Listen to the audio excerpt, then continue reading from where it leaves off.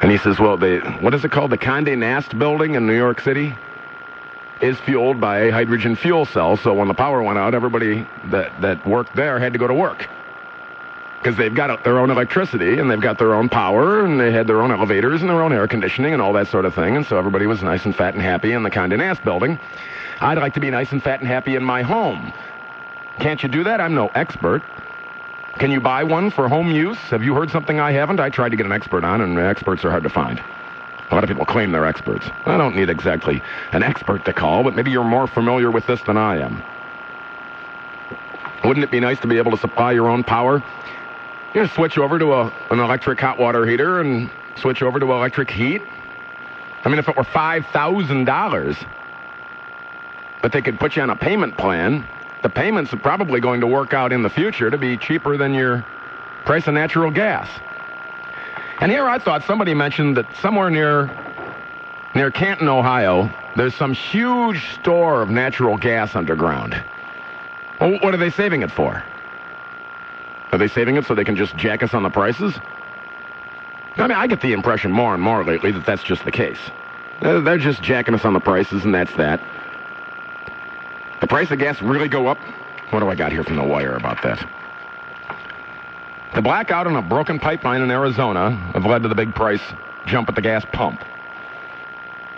Trilby Lundberg, the analyst, said, with those crises over, gas prices should fall back. The average retail price for a gallon of gas went up more than 15 cents nationwide over the past 2 weeks. Biggest 2-week jump since the Lundberg survey began tracking it 50 years ago. The survey of 8,000 service stations showed the average of all grades of gasoline, including taxes, reached nearly $1.75 a gallon on Friday, just short of the all-time high weighted average of $1.76 on March 21st. Self-serve regular showed an average weighted price of $1.72 a gallon, mid-range $1.81, premium $1.90. Well. Trilby Lundberg said the recent blackout caused refineries in the east to shut down temporarily. Do you believe it? I don't believe it. I think it's a ruse. Jack, you're on the air. Hey, Gilly, long time no talk. Hey. Hey, just to let you know, you and all the listeners, I don't know, the gas out there in North Ridgeville is $1.64. I mean, pretty kind of a steal, you know, considering the prices everywhere else. Yeah, at Sheetz it was $1.49 when it was $1.69 in my neighborhood, and I thought, well, if I'm on E, if I can make it there, it's well worth the drive, I think, to fill up my tank. Yeah. Well, here's my question. I'm wondering, you know, where exactly, like, in the chain of command as far as, like, you know, like the gas station owners to the, you know, distributors and whatnot, you know, who exactly controls, like, when the prices change? Because, you know, you'd think that, you know, if a gas station owner has, you know, tanks that, you know, hold like 30,000, you know, gallons of gas, you know, like, all the prices generally go up overnight. And, you know, for the gas that he had in those tanks, you know, you would think that he would be able to charge the same price until, you know, he had to get refilled again. You know, I'm just wondering, like, you know, where exactly. Yeah, it's a very good question, because it seems to me that if you don't see a gas truck pulling in, you sit there and you wonder, well, how come the price of gas just went up 20 cents a gallon, and the place across the street just got gas last night because I watched the tanker truck show up at 11 o'clock at night, but now they raised their price too. It's just because they can. I mean, I'd go in there and say, you know what, I don't want the new gas. Can I have some of the old gas at yesterday's prices? Yeah, you know, the funny thing is that, you know, you have the person, you know, working behind the cash register, you know, they don't have a clue, you know, they never have an answer, you know. Well, generally, they wouldn't be told anyway, because they're on a need-to-know basis, and they don't need to know. Yeah, kind of like the government. Absolutely. I wish I had a better answer for you. I wish I could sit here and say with all honesty, oh, yeah, I think that actually that broken pipeline and the refineries going down for a couple of days really had something to do with it, but I don't believe it. A lot of things I don't believe when it comes to oil. Why don't we? I don't understand this. Couldn't we have just avoided the entire Middle East and gotten our oil from Russia? Don't they have a ton of oil in Russia? I don't get it. Well, good board op, Edmund. Do you have that Irish music ready? Here, triple dot with forecast from TV3's Eileen McShay. Tonight, cloudy, perhaps a passing shower, low to mid-60s. Tomorrow, storms and showers, mid-80s. Currently 70 degrees in Cleveland and 70 If you're on the lake, waves 1 to 3 feet, dip your toe. The water temperature is 76 degrees. Go open the tap, get some of that nice lake water, and make yourselves some delicious bean soup. But only put 239 beans in your bean soup, lads and lassies, because one more, and it'd be too farty. Mike Trevisano delivers that phrase that pays weekday afternoons. This is going to drive me nuts. My headphones keep cutting in and out, in and out, in and out. I've got one ear, I've got two ears. I've got one ear, I've got two ears.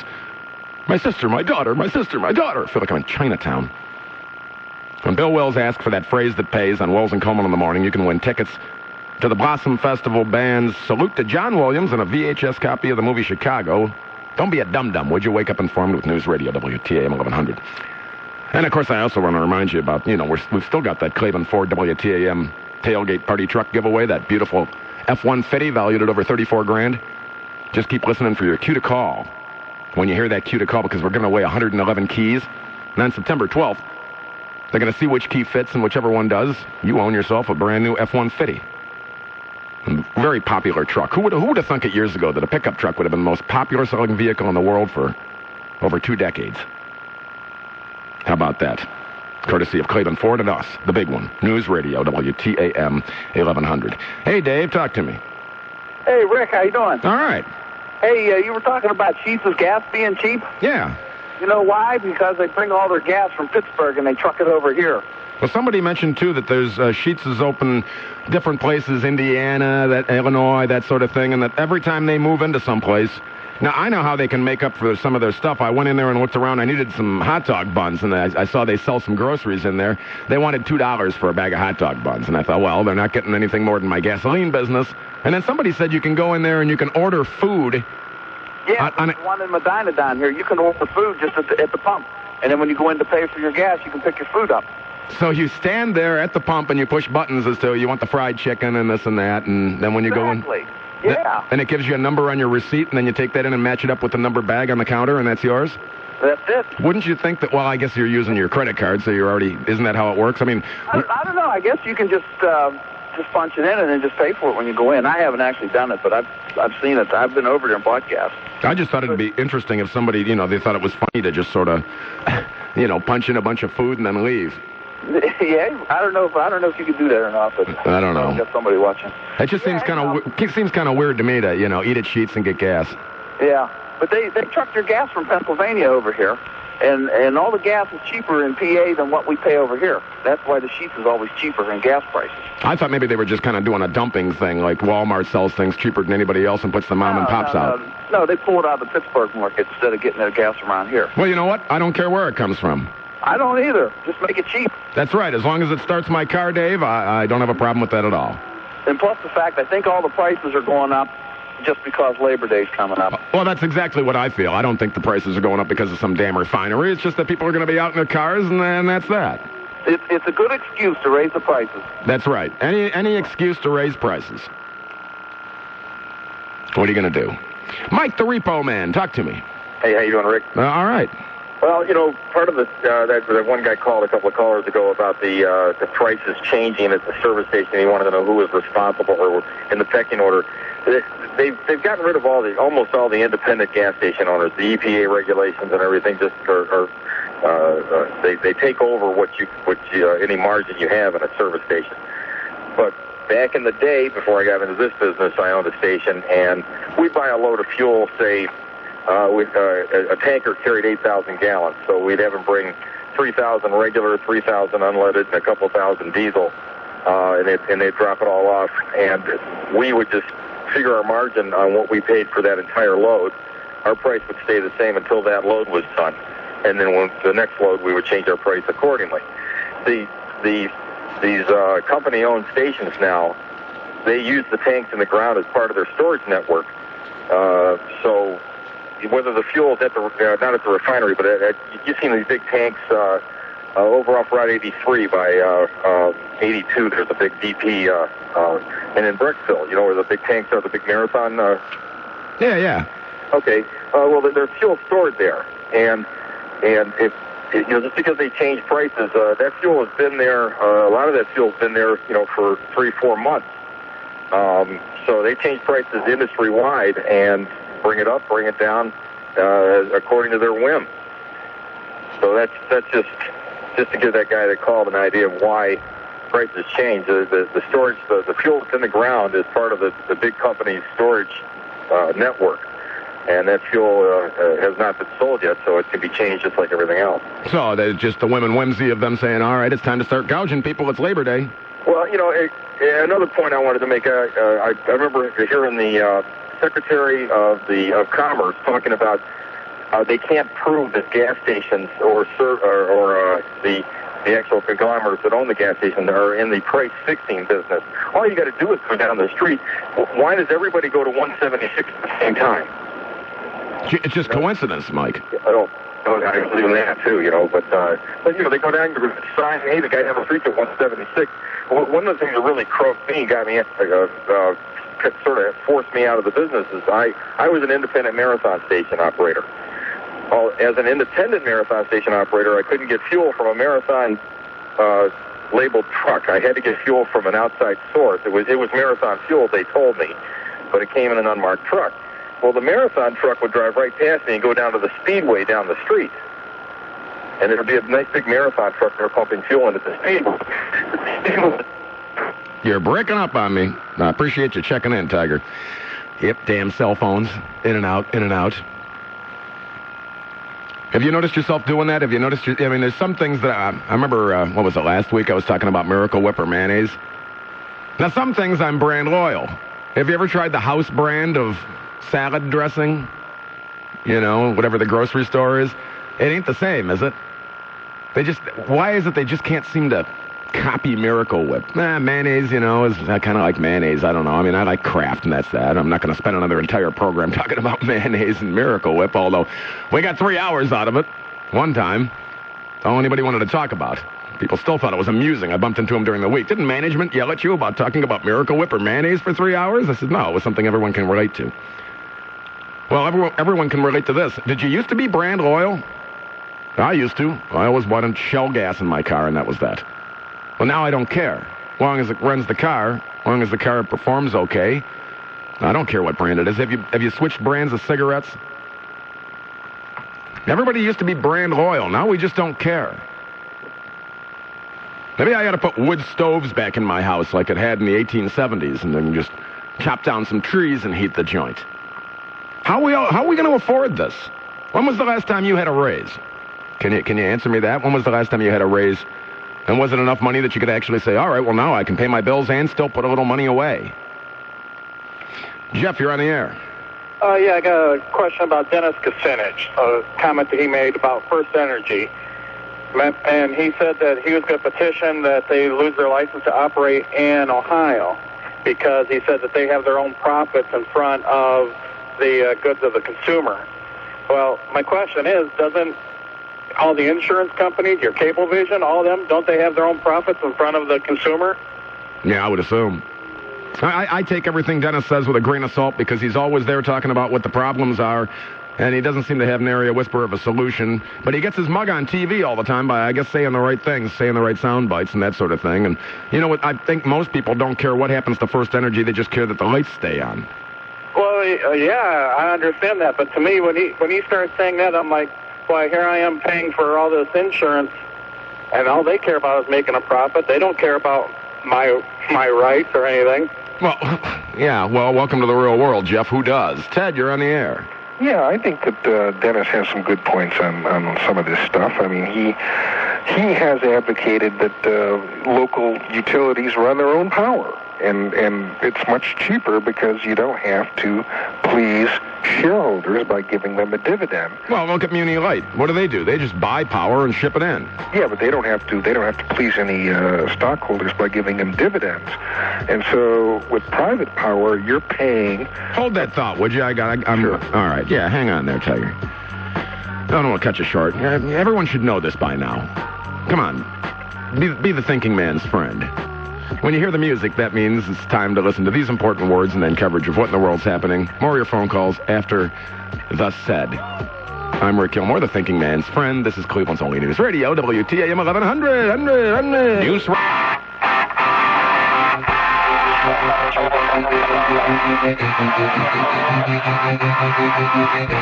Rick Gilmore. The space aliens have more or less landed. They kept our power on during Y2K. Oh, really? Yes, sir. They're our friends. On News Radio WTAM 1100. Well, the government's not our friend. Government do take a bite, don't you? Yeah, you do. A lot of that gasoline price is taxes.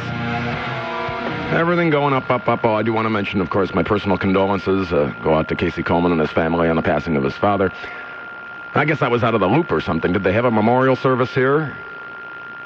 I didn't know if they were going to have a service here or whether they, because I know Casey went to Cape Cod, right? He went up to Massachusetts where his father lived.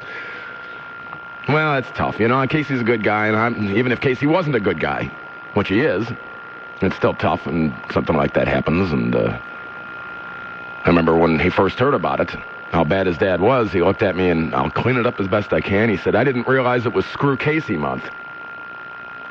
And I said, yeah, I know the feeling. Well, and that was only on about the 5th of the month.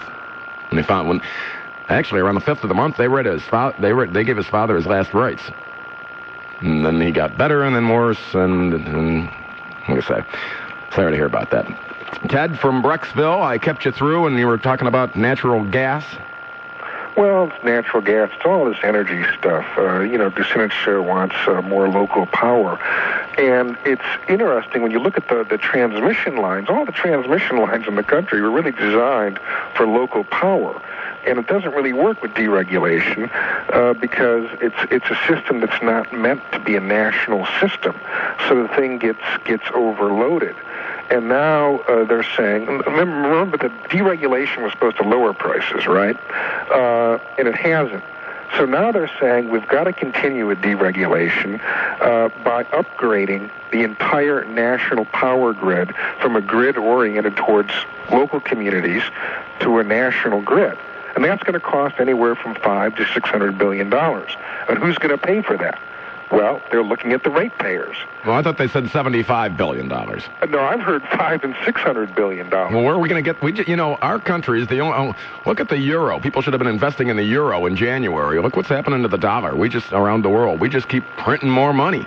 And then, of course, I've heard a figure last week that they're thinking maybe it's going to cost up to $600 billion to rebuild Iraq. So $500 or $600 billion to upgrade the power grid, and $500 or $600 billion to rebuild Iraq. And then we're going to go into Syria and Iran, and that's going to be another $500 or $600 billion apiece there. I think the American people ought to really wake up and realize that we cannot afford these insane burdens that the conservative Republicans now are trying to foist upon the people. It's just madness what's going on in this country as everyone is losing their job.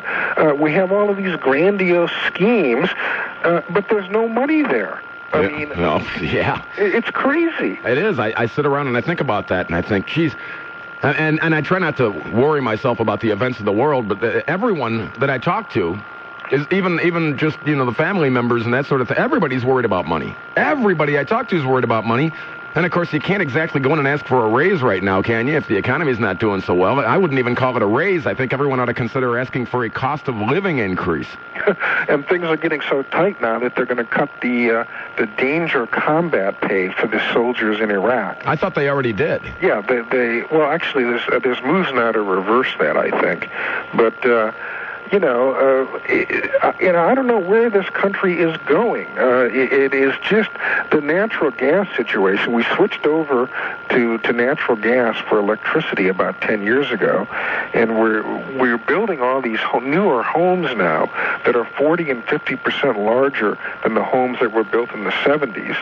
How are people going to heat these gargantuan houses they're building when they're going to have to spend $700 or $800 a month in the winter to heat these giant houses that they're building? I mean, people are not thinking in this country. It is just amazing, and I'm just terrified. I think this country is going down, quite frankly. I think by this time next year, this country is going to be an absolute, total wreck. And, we're going to be bogged down on this guerrilla war in Iraq and perhaps other wars elsewhere that are going nowhere. How are we going to rebuild this country? What are our troops doing in Iraq? I'll tell you what they're doing. They're not rebuilding the country. They're defending themselves. They're trying to stay alive. Yes. That's all. Yes. And then there's terrorists over there, or guerrillas, as you put them, that go around trying to undo anything that we're trying to do because they just want us to leave. Right. They don't want us to stay. We're going to get the oil up and running, and all somebody has to do is blow up a pipeline. Then they get it repaired, and they blow it up again.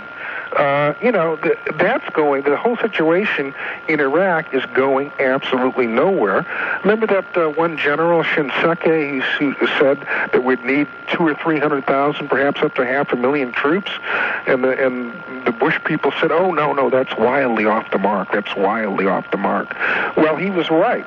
Where are we going to get 300,000 or 400,000 troops when half the soldiers in the army are committed to Iraq and South Korea and Kosovo and Afghanistan, and you need people out there to rotate.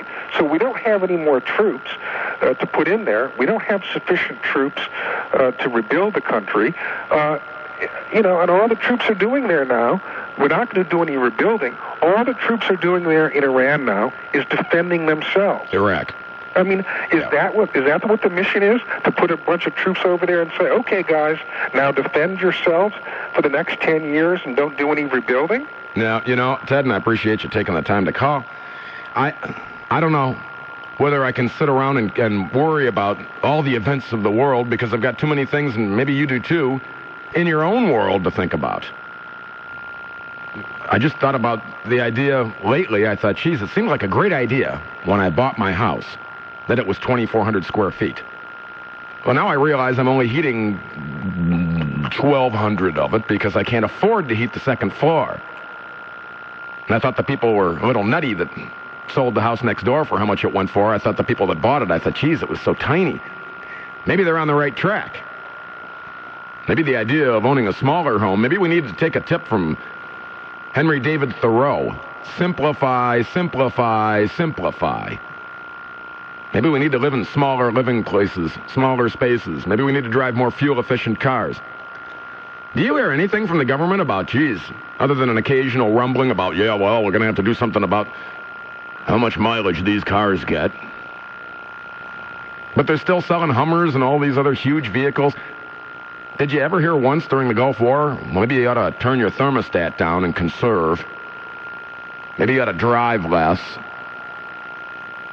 Well, everybody's out there. I saw them, like I said, at that gas station out in Ridgeville. I went out there last week. There was nothing going on last week. There was no big crisis, was there? It was Thursday night or Wednesday night I went out there. They were lined up 3 deep. Now, the BP across the street, they got to have the same price to try and keep up. And this wasn't rush hour. This was 8 or 9 o'clock at night. Everybody's lined up 3 deep. And I get the impression that a lot of these people that live in Ridgeville work downtown. And they travel 1 person per car all the way downtown. What's wrong? How come we don't have people out there talking about mass transit or carpooling anymore? Or turning down your thermostat or wearing a sweater? Nobody seems to care. That's why I was interested in the hydrogen fuel cell. I get all kinds of weird email. I got one at Gilly at WTAM.com. Guy took his car in and they put a starter in it and charged him $400. And he emailed me and said, Rick, what's a starter? Well, for God's sake, man, if you're going to spend $400, you got to at least know what it is. It's that little electric motor that goes ring, ring, ring, ring, turns your engine over. Makes your engine turn over when you turn the key to start. In the most layman terms I can come up with. Something else before I forget. If you're going to watch the MTV Awards, I think those are coming up Thursday. A buddy of mine, John McLaughlin, his wife Tina, is having a birthday. So he's going to try and get one of the presenters at the MTV Awards to say happy birthday to Tina back in North Olmsted from her husband, John. So I don't have cable. I'm not going to be watching the MTV Awards, but one of you will, right? So there you go, Tina. Oh, my God. Oh, thank you, God, for this wonderful, wonderful day. Yeah, wonderful birthday. Frank, you're on the air. Hello, Gilly. Yes. Listen, I have a solution. As far as the gas, Why don't the American people over this holiday stay home? We'll see what would happen. Well, like people would put forth the notion that there should be a day all across the country where no one buys gasoline. No one. If we could get everyone to do that, well, maybe we'd send them a message. Well, see, the people don't understand what power they have if they would all band together. I mean, as long as we take it, they're going to shaft us. Well, that's right. If they can get away with it, they're just going to keep doing it. I don't see any reason why they should stop. See, the people in this country have it too easy. They're almost handed things, and they're afraid to sacrifice. Yeah, well, like I say, maybe people ought to simplify a little bit. Maybe the next car you buy ought to be a smaller, more fuel-efficient car. Have you noticed? They don't seem to be very popular lately. I know. I mean, what happened to, like, the Geo Metro, those sort of things? Now, I know they were kind of cruddy cars, but they'll run 100,000 miles if you take decent care of them, and then they'll get 35 or 40 miles to the gallon. That's exactly right. Well, that's what happened with this, where they burn these Hummers? Because they burn a lot of gas? Yeah, in West Covina, 25 members of a local Hummer fan club joined the city officials at a rally near a dealership where dozens of SUVs were damaged last week, and the dealers say they're beefing up security for fear of repeats of Friday's attack. A warehouse and about 20 Hummers gutted by fire, dozens more spray-painted with phrases like polluter. Right. Unless the people start waking up, boy, this country's going down, like that gentleman said. I think you're right. I think we need to pay more attention, and I think it starts on our own doorstep. Exactly. People go out there and they buy the most expensive vehicle they can buy to try and show off, I guess, to their friends, or they're working 2 jobs trying to maintain that big house in Rocky River. Maybe they need to just simplify and buy a smaller home someplace. And people don't want to listen. I think everyone out there, they don't want to be a millionaire. They just want to live like one. Yeah, exactly. Beer pockets and champagne, you know? Yeah, that's right. And you just can't do that. It just doesn't work. No. Okay, Joey, thank you a lot. Yeah, you're more than welcome. Yeah, I've got a calendar, and I mark on there which days to go to which bars for the free food. Let me see. VFW's Monday and Wednesday. Thursdays, 2 tacos for $1 at some other place. Friday, VFW has pizza. Saturday, I just here and there. Well, where can you go to the bars that are handing out the best free food? Simplify. Bill, you're on the air. Hey, Rick, how you doing? Yeah, all right. All these callers calling in, everyone's saying America's going down. America's not going down. Everybody just has to relax about this energy and the gas prices. People spend $30 on a case of beer, $30 on cigarettes. So what if gas is $1.70, $1.50, $1.90? You need gas to get to work to make money. If the power goes out, what's the longest the power's ever gone out in Cleveland, Ohio? Maybe 2 days, 3 days max? Well, I'm not out of 40 years? Yeah, but I'm not worried about the blackouts. I'm worried about the price of natural gas to heat the home. That's all I hear is people saying, oh, my electric bill, this and that. Well, we could all live in a cave, and burn a fire for our heat and then die of carbon monoxide poisoning at 30 like the cavemen used to do. That's what work is for, Get out there, work, get a house. You're going to pay, gas prices at whatever a cubic foot. If production goes down, yeah, they got us. But, this is America, and why we're such a great country is because we work. We don't, oh, man, the price of this is too high. Well, I'm not going to move to, a 1,000-square-foot house. I'm going to work to meet my bills. No, well, now I'm going to keep working. Yeah, but what if there are people out there that say work as their line of choice, their career is a car salesman? Yeah, well, I guess you're out of luck now. I hear too many people going, oh man, I'm working 40 hours a week. What? So you got to work 8 hours a day and you get a lunch during that period? I mean, what else do you do the rest of your day? You go home, you drink beer, you do whatever, Well, what do you do for a living? What do I do for a living? I'm in the landscape field. I work. If I got stuff to do, I'm out there working. I'm out there working because I got a gas bill, a house bill, mortgage, electric. I got, fuel my vehicles. I got, Okay, but like I say, what if you do something like sell cars And that's your job skill, and you're 40 years old, and all of a sudden they say, well, you're out of here, and you go to other dealerships, and they say, we don't need anybody. But the beauty of America is you're not programmed to work as a used car salesman. It's going to be rough. You might have to work, in a bar, let's say. You might have to change careers at 40. You might get laid off. I got laid off. I went into a totally different field, I got a college degree, but hey, I had to go into this other field, so, So I guess you're landscaping rich people's houses or something. Oh, yeah, I am, but that's besides the point. That's where you want to be. Well, I guess. I'm just thinking, it's... No, but I meant the point is, if you want something in America, you can work 2 jobs. You can work 16 hours a day. It's not going to be easy, but you down the road, you will make it. You will pay all your bills.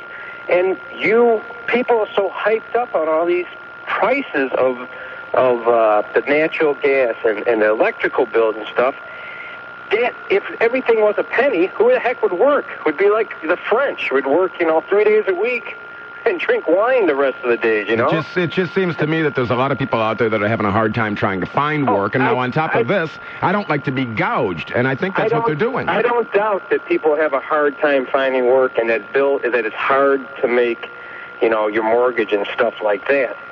But, if it was easy, life would be a cakewalk. Everyone would be walking around, smiling. That's part of life. Yeah, well, all right. Boy, you're windy.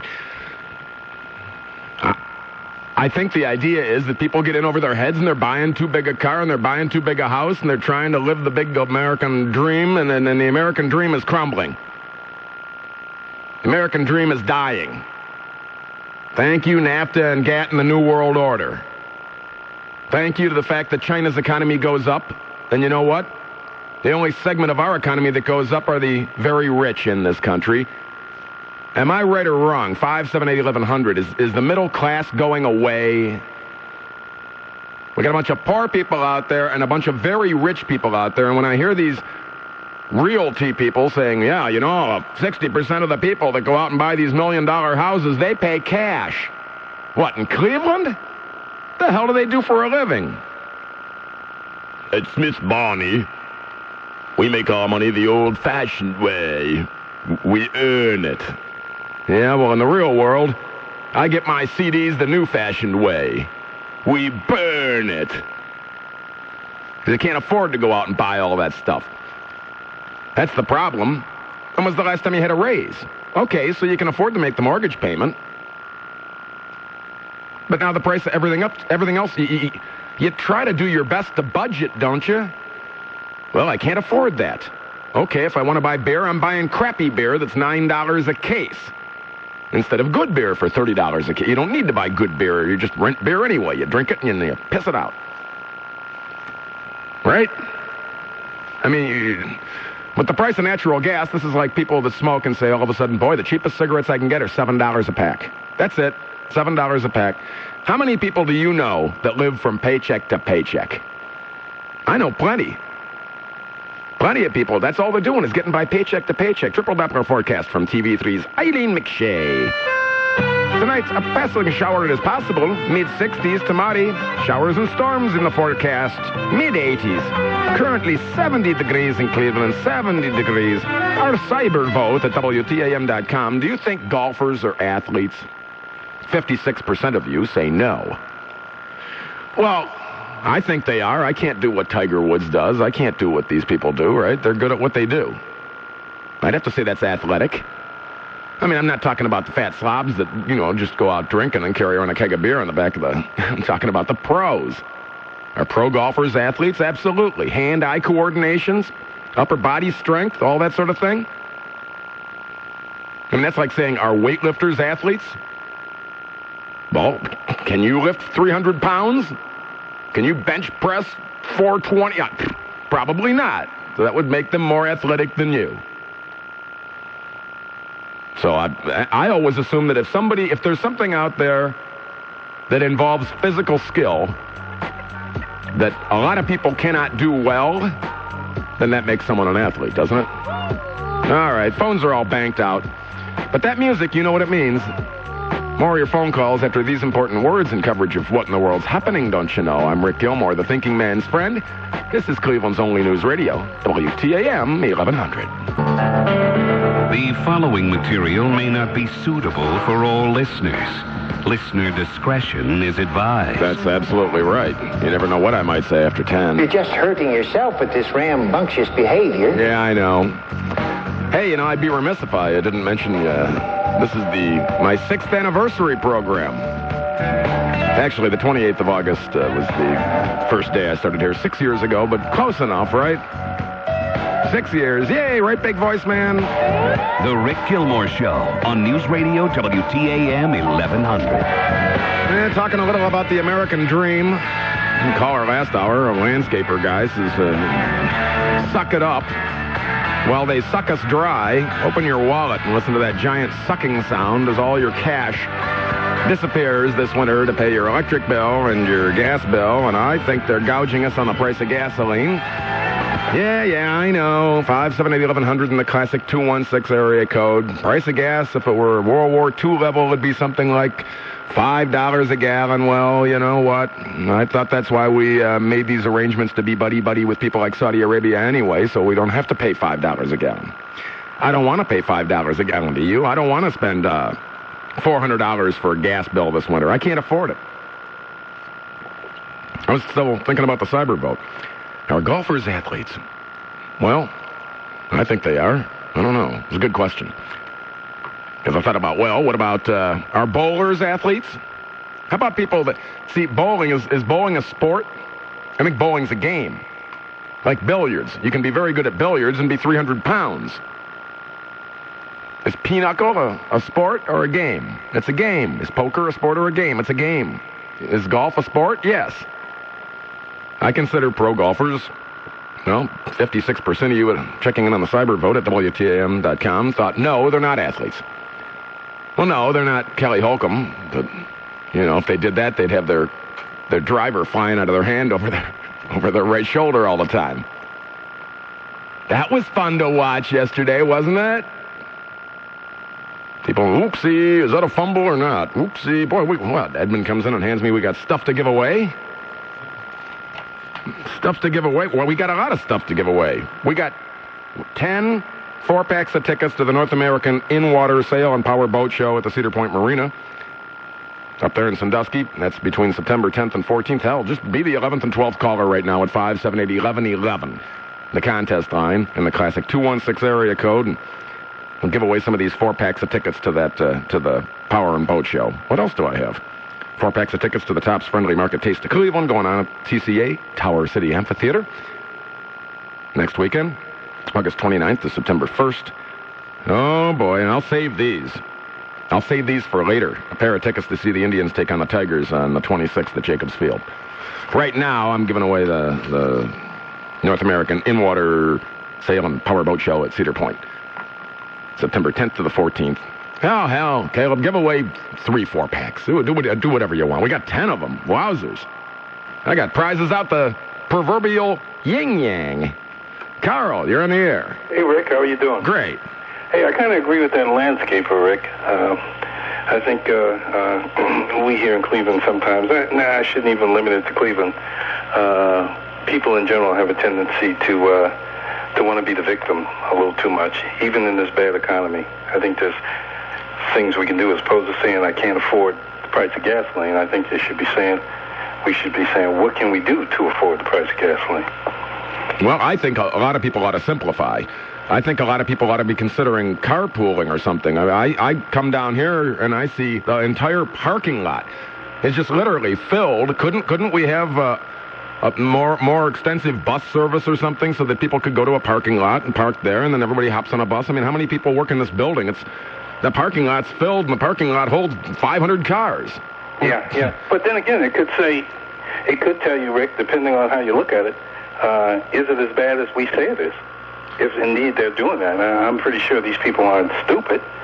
Naive maybe, but not stupid. Well, I mean, would you be against the idea of riding to work with your coworkers? Oh no. Actually, that's a good idea. I mean, anything to save money. I mean, money it's what keeps this keeps us going, keeps the economy going. No, anything to save money is a good idea. Carpooling, yeah, would be a good idea. Even better than carpooling, using public transportation. But a lot of middle to upper middle class people kind of look down on public transportation, at least in this part of the country. Yeah, I mean, there's little community circulators in my neighborhood that'll take you to the West Side Market for 75 cents or something. You don't have to worry about parking or anything, and if all you're doing is going and grocery shopping and you're not buying 10 bags of stuff, well, then ride one of them little buses down there. I do. Yeah.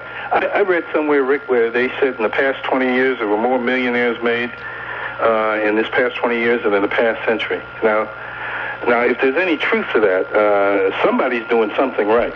Well, the truth to that, too, as well, is that there's more people and $1 million doesn't buy what it used to. That's right. Yeah, they used to say $1 million. Or what bothered me the most was when I saw some TV show. I don't even remember what it was, a Dr. Phil show or something, where they had a couple of guys on there that had won $5 million in the lottery, and then they're broke. Well, they spent it on cars and bought people cars, and they bought houses, and they spent, on bling-bling and for the woman and women. We're women, and come on. Well, $5 million? Now, that's just stupid. Yeah, they just spend it on stuff, and not stuff that's going to make them money. But I think there has to come a re-education process, but that's where I think a lot of people are missing the boat. I mean, if you get an opportunity to get that kind of windfall of money, and then you just go out and buy stuff, stuff is just going to cost you money. It's not going to make you money. That's where I think a lot of people miss the boat. I think you're probably right. I mean, if I had $100,000, everything I own in the world would be paid off, and I could afford a new car. Just a measly $100,000. That's why I say if you're elderly and you're well-to-do, and you're not feeling well, you're not feeling so good, you got a lot of money, don't leave it to your cat. Remember who entertains you in your twilight years. Right? Spread the wealth. I think when people win the lottery, instead of one person winning $5 million, 5 people ought to win $1 million each. If you cannot get by on $1 million, there's something wrong with you. If you couldn't invest $1 million wisely to have enough money to last you the rest of your life, you're an idiot. As Rick Abel would say, an idiot, a moron, a fool, a foo. A foo, that's what he says. And then Mike Trevisano will say, what's a foo? A foo, an idiot, a moron. People just throw money around at things, and I see people driving these extravagant vehicles. I just wonder what they do for a living in Cleveland. I'm just curious. Where do they come into all that money? I presume they got it the old-fashioned way. They inherited it. But no, they claim some of it's new money. Don't you see an awful lot of people driving around an awful lot of fancy? I get out of my neighborhood, because all the restaurants and bars on the weekends, I either go to some out-of-the-way place in the corner, or I go to some other place, because it fills up with Beamers and Jags, and they put valet parking signs out for $5 to park your car, and then they take up all the neighborhood parking. But there's an awful lot of fancy pants cars down there, even during the week. Sheesh. And people just have disposable income, I guess. Maybe they're all gay. Maybe they have no children. And that way they save all their money. Jim, you're on the air. Hi, how you doing, Rick? All right. Hey, I agree with about 20% of what I'm hearing, but for the other 80%, I'm the contrarian here. First of all, gas prices have gone up in 2 weeks is no reason for a crisis. And I took a liberty of going on the internet for those people who said, well, yeah, they're just gouging us because it's Labor Day. Well, took the liberty of looking that on Memorial Day it was just the opposite. The absolute lowest prices we paid for gasoline this year was actually over Memorial Day. We're paying less than $1.30 a gallon. Okay, hear me out. I said I think we're just being gouged. That's not my big issue. Gasoline's not as big an issue in my life, and not the big picture as it is going to be the price of natural gas this winter. Well, that was some other guy said that, and yeah, I thought you were in agreement with him. The other thing was blaming the whole economy on some sort of conservative policy here. I'm telling you that the avalanche for me started. I work in the high-tech industry. We make high-tech equipment. I'm work where we make high-tech equipment for broadband and all that kind of stuff. That started back in 2000, and I don't blame any president. I don't blame Clinton. I don't blame Bush. That stuff happened with this internet craze, and they started building broadband like crazy and were hiring people like crazy. You look where all the biggest layoffs are in this economy. You go ahead. It's Nortel, Lucent, companies like mine. We're just hanging on by a thread because we're making all this equipment.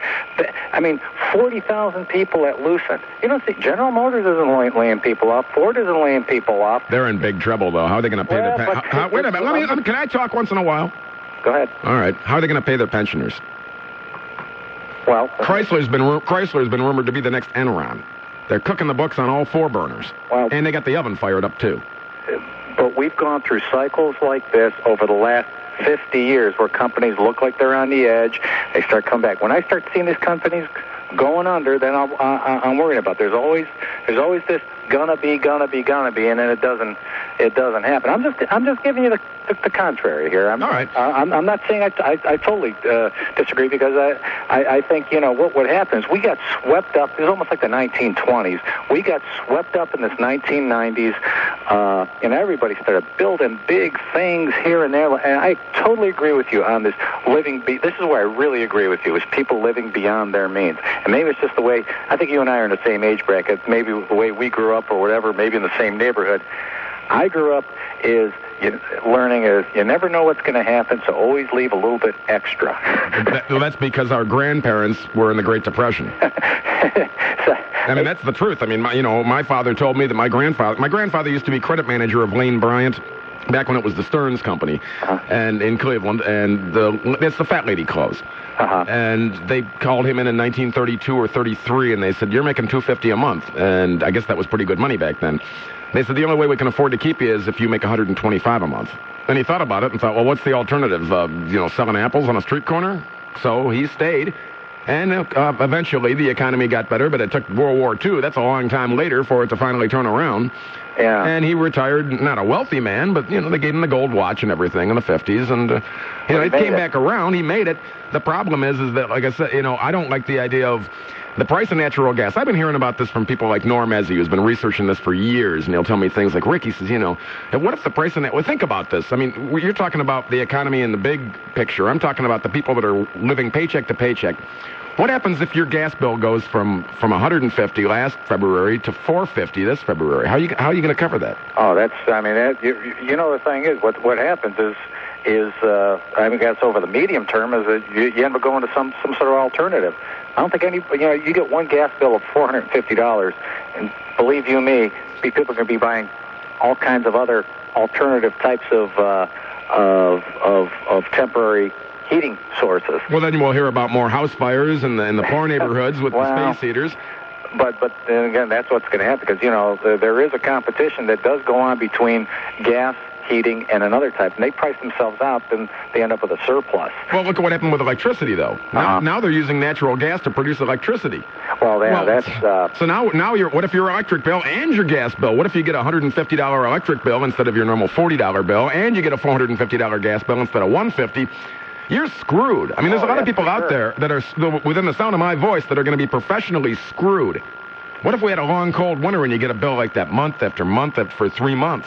Well, that would cripple the local economies up in the north and the northeast. That's what I'm worried about, and I appreciate you taking the time to call. Now, do you see? That's what I'm worried about. I know an awful lot of people that are not rich.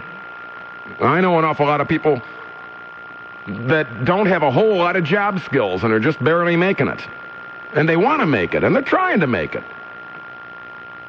But something like this happens, and that's where you'd like to see the government step in and do something intelligent, like say, no, we got to do something about regulating the price of heating oil and fuel and gas, natural gas, and that's we got to do something to help out. The smartest thing that one-term Jane, queen of the flying hubcap, Ladybug Jane Campbell did was poo-poo that convention center. We don't need it. We're not a convention city. That's the first smart thing I've heard out of that woman's mouth was we don't need a convention center and we're not going to put it on the ballot. How about that? That's my opinion, and I'm sticking with it. Joe, you're on the air. Hi, Joey. Howdy. Pretty good. Listen, I want to say that I lay a lot of this blame for all this stuff at the stupidity, I'm going to say it, the stupidity of the American people. And that would be what? By not paying attention to what's coming? Or I'll tell you what, you ever notice maybe you've had women friends or men friends, and their boyfriend or girlfriend or husband or wife or whatever treated them like an idiot, chumped them every day, yeah, and they kept going back for more? Yeah. Well, that's kind of how we are. You know, Gorbachev is one of my favorite people. I don't know how you feel about him, but he said we're the only advanced country in the world where the citizenry votes against their own self-interest. I mean, I have friends that bag groceries who believe that millionaires ought to get tax cuts because they believe in free market nonsense. Okay? Right. I have a friend, for example, I know somebody who believes that he's perfectly comfortable with exporting American jobs to China or Puerto Rico, say drug company jobs or other kinds of jobs, so a kid can be chained to a machine and do them for 50 cents an hour or 50 cents a day and be beat to do it if they want to take a bathroom break, right? They're perfectly comfortable with that.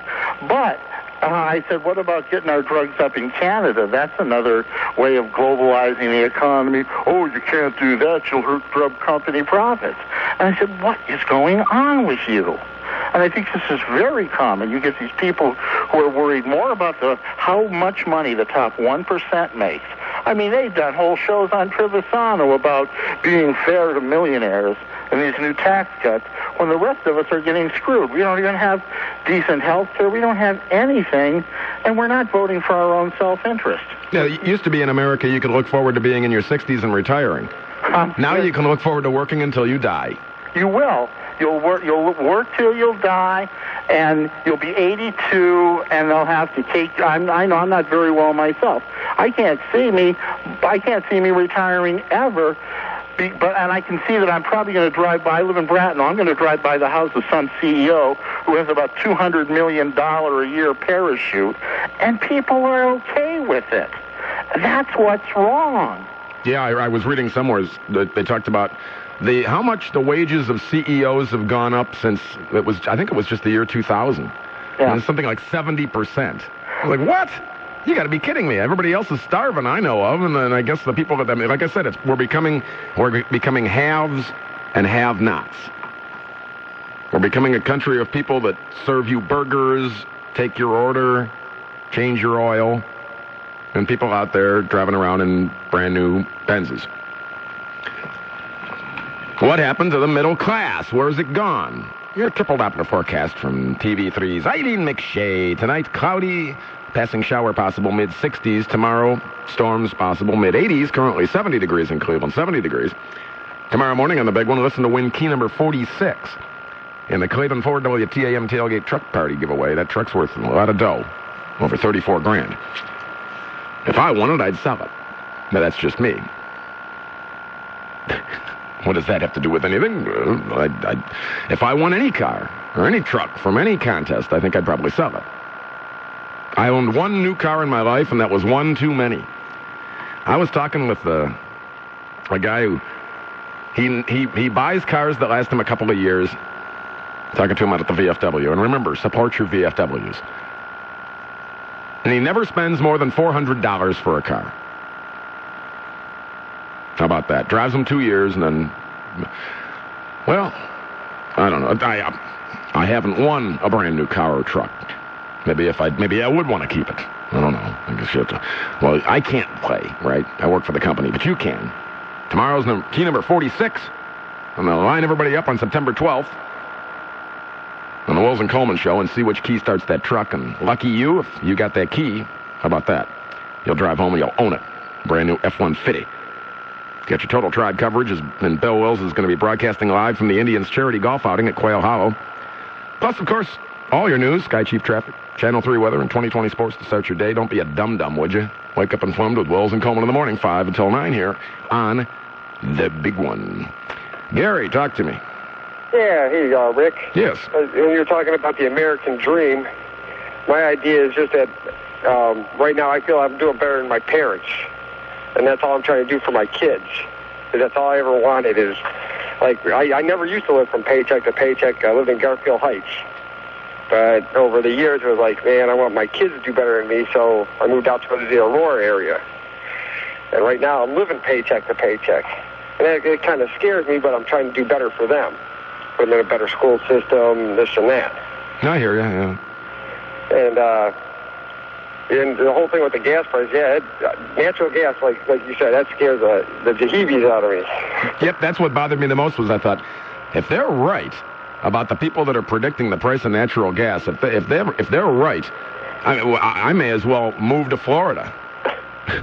I may as well move to South Carolina and live in a shack. See, the gas prices don't bother me. I was just talking to a buddy. I told him I've been driving for 21 years now, and when I first started driving, gas was 99 cents. So I look at it went up like 80 cents over the last 21 years. Yeah, I look at it when I started driving, I could get gas for $54.9. Hey. And what I do now is if the price of gas is pushing $2 a gallon and I'm unhappy with that, I just don't put my air conditioning on in my car. That saves a whole lot of dough. That music, you know what that means. Gary and Aurora. Work 2 jobs and put your wife to work, too. I know a guy said he spent all weekend turning his dishwasher into a snow thrower. I said, how'd you do that? He said, I bought the bitch a shovel. Oh, you know what? And I should tell you the farmer joke later, too. Remind me, Edmund, and tell the farmer joke. Yeah. When you hear the music, that means time to listen to important words and coverage of what in the world's happening on Cleveland's only news radio. I'm Rick Gilmore, the thinking man's friend. You keep it right here. What they used to say in the old days, and rip the knob off. So go play with your knob in a break. I'm going to go smoke. WTAM-1100. You got all the lines smoking. I want to say happy birthday to my buddy Crazy Larry. He's having a big birthday party tonight out at the Backdraft in North Olmsted. I think he's about 64. Crazy Larry. He's not really crazy. I'd say he's a bit of a character. How about that? I'd say he's a bit of a character. I wouldn't say he's crazy. I remember coming up sometime in the program, I'm giving away a pair of Indians tickets when they take on the Detroit Tigers on Tuesday. But not right now. Right now, just be the 11th and 12th callers at 578-1111 in the classic 216 area code and get a 4-pack of tickets to the Tops Friendly Market, Taste of Cleveland, down there at Tower City Amphitheater next weekend, Labor Day weekend, August 29th to the 1st of September. Can you believe it's September, right around the corner? Sheesh. How did that happen? Norm Ezzy. Rick Gilmore. From We the People. How are you, buddy? All right, I've been talking about energy, and some people... I heard. I was in the automobile and chasing some people. Some people, they seem to think everything is just going to be fine, and I said, I'm not trying to be the little boy that cried wolf, but, you've researched this kind of thing. What do you think, Well, first of all, for those people that are skeptics, let me go out there and get the Eskimo manuals here in the greater Cleveland area, where they can learn how to live in igloos and eat raw fish and hunt polar bear for their fur if they're non-believers in regards to what we're speaking about. Specifically, under the energy bills that have been passed in our wonderful Congress and Senate, bottom line is there is no federal punishment a la Enron, okay, out in California. Specifically speaking, nobody cared about what's going on. And it's really not about transmission. It's about generation, okay, generating power. And I've been told, and I've been schooled by some of the most premier geologists in the world that have been emailing me constantly, and probably the one thing that I've heard from them, they go, Norm, when you do this thing about speaking about energy, number one, it's boring. Number two, it's complicated, hard to explain, and even harder to understand. So, Rick, all they need to do is go to our site, www.stormandnorm.com. It's all there for the people that have the eyes to see what's going on. Simply being, I've coined a new expression since the billboard went up on West 25th on Pearl Road. I got to tell you, you're going to love this. The best location for dummies. It's Cleveland. That's my new logo, buddy. The best location for dummies. The best location for dummies. Because guess what, Rick? The billboards, and this isn't about me. This is about us. Educating the people. They want this information out here in this media, other than you, my good friend. I'll tell you what, they're putting up an iron curtain on us.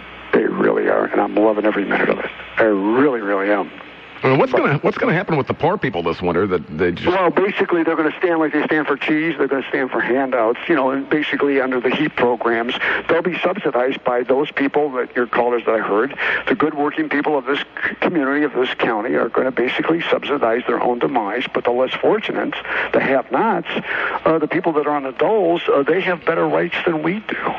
Because those are the ones that keep electing the same politicians in office. That is probably the biggest hypocrisy what's going on in the body politic in the city of Cleveland, okay, between the haves and the have-nots as you speak. The people that play by the rules, haul the freight, pay the freight, and do it all right, they're the ones that are going to be penalized because their cost of living is going to go up. And specifically what's going to really hit you now, and I'm going to lay this on your program, is fertilizer. for agriculture, the cost of fertilizing the crops. And, watch Archer's Daniel Midland's commercial, Nature, the things to come. Because they're gearing up, because this is a global plantation that we now reside on, folks. You just can't think about Cleveland.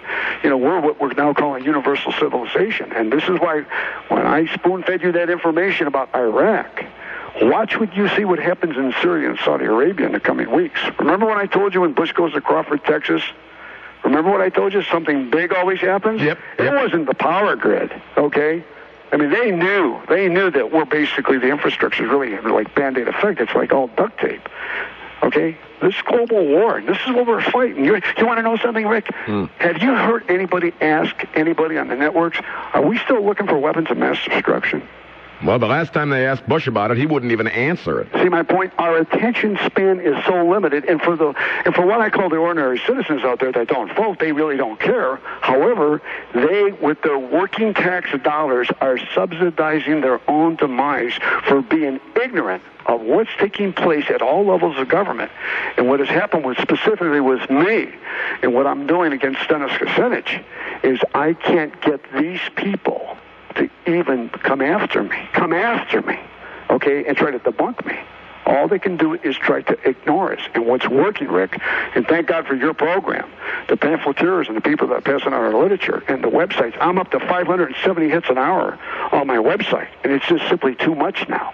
It's simply too much. So what we're really doing is those people and folks like you, it's not a matter of what I call a quack. You and I can discuss these issues till the cows come home. The people have got to basically get up, get involved, get informed, get educated, and then what I call book a win. Book of victory. Why do these politicians, like you were talking about briefly about the convention center, we don't need convention centers. What we really need is abundant renewable energy, wind turbine off our number one treasure, Lake Erie, to modernize our factories, to make things again in this community, or we're all going to go down the tubes in Cleveland, Ohio. You only have 9 major Fortune 500 companies in the city of Cleveland. Does Dennis Kucinich ever address that one issue? He always condemns and criticizes, but he never comes up with solutions. And you and I and your callers and talk radio, we do the same thing. Trevisano, 2 days in a row, he was going to bring in casino gambling, and he quit. You know what? I saw letters to the editor of PD. We got to downsize our counties from 88 to 44, and then we can bring casino gambling into the community. What we're doing, Rick Gilmour and Norm Ezzy and good listeners to your program, organizing people to challenge organized money. That's what politics is all about. Forget the party label of Republicans and Democrats. Organizing people to challenge organized money. Because in essence, organized money is politics at every level.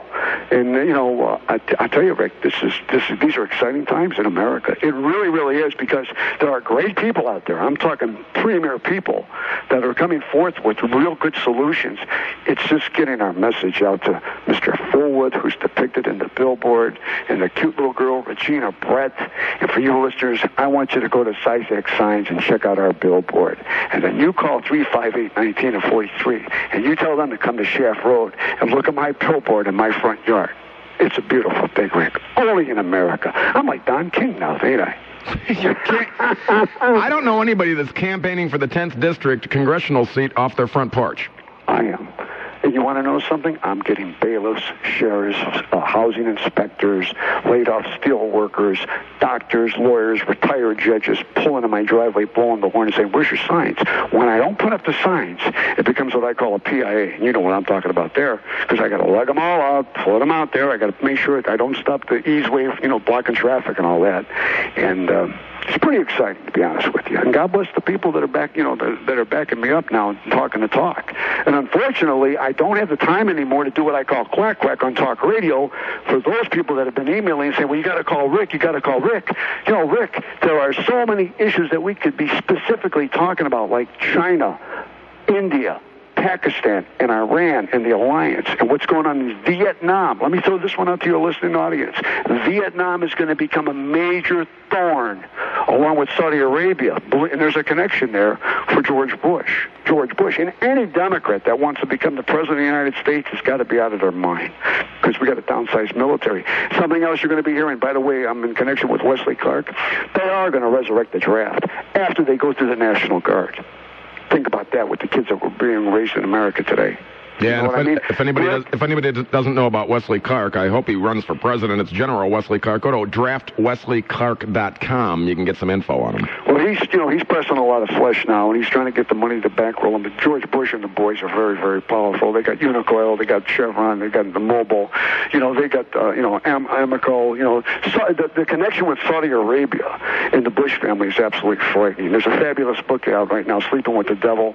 Everybody should read the book, understand it, call the publisher, challenge the media, challenge the politicians, and starting right here with the Board of Elections. But remember one thing, folks, on this energy issue, they got it down in writing against us that there is no federal punishment for you folks to sleep in the dark, be cold or get hot or, lose your food in your refrigerator.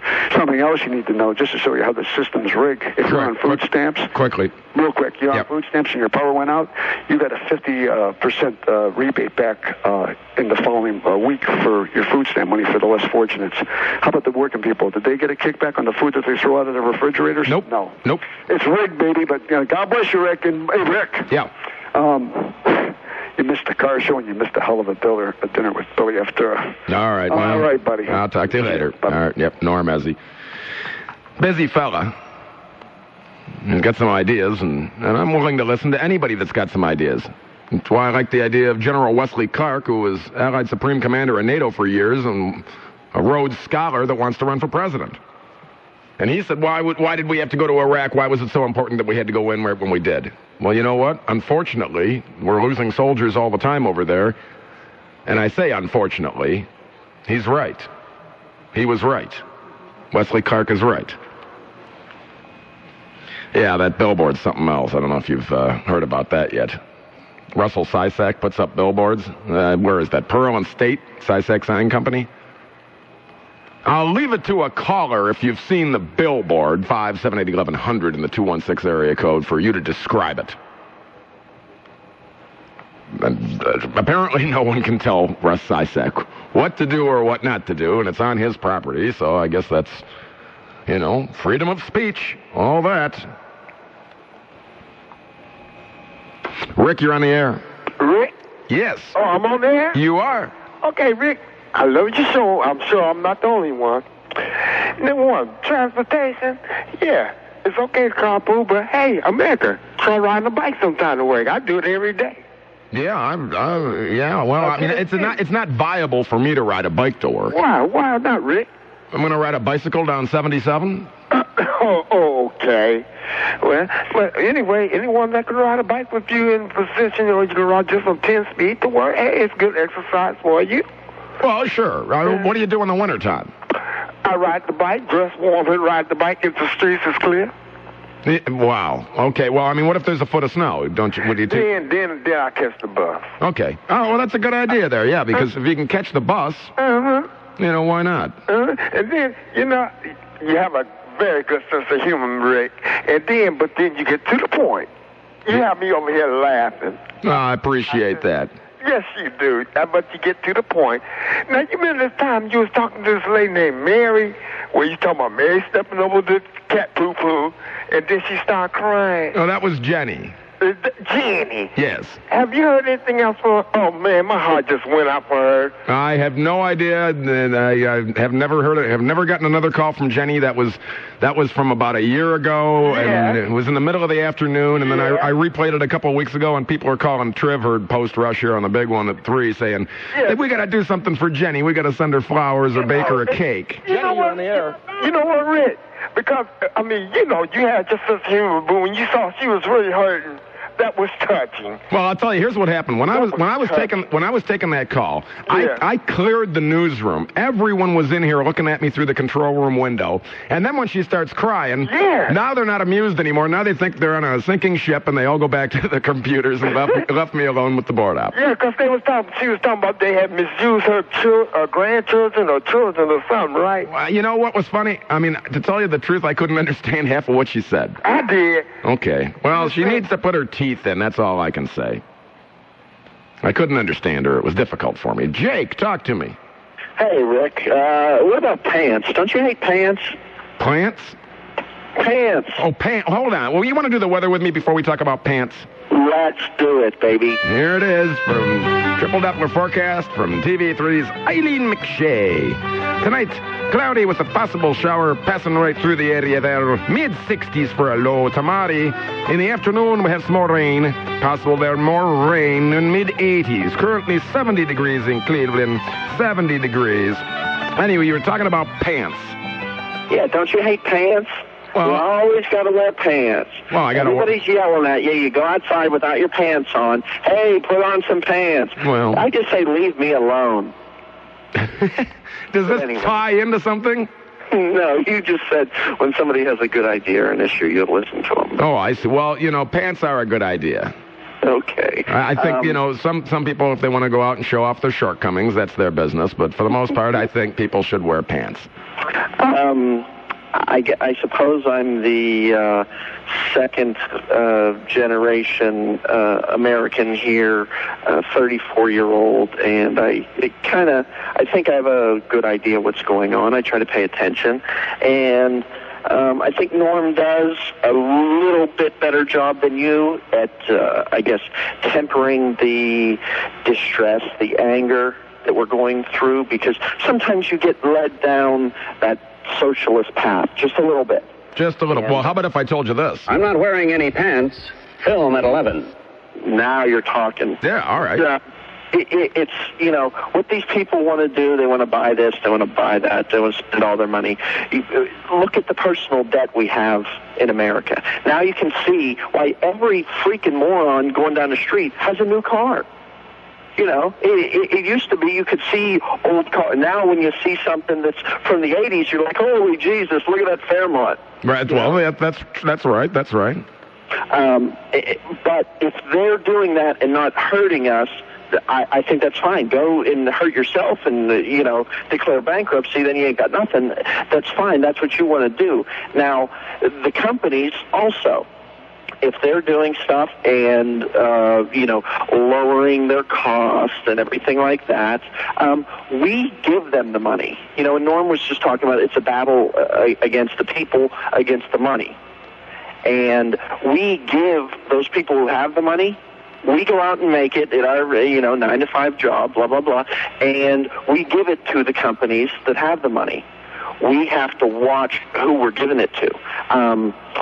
Another textile firm in the Carolinas just went out of business, and it was just ridiculously ironic that the person reporting on this said, well, these 4,000 jobs from Pillowtex, and I'm sure you've used a Canon towel in your lifetime sometime.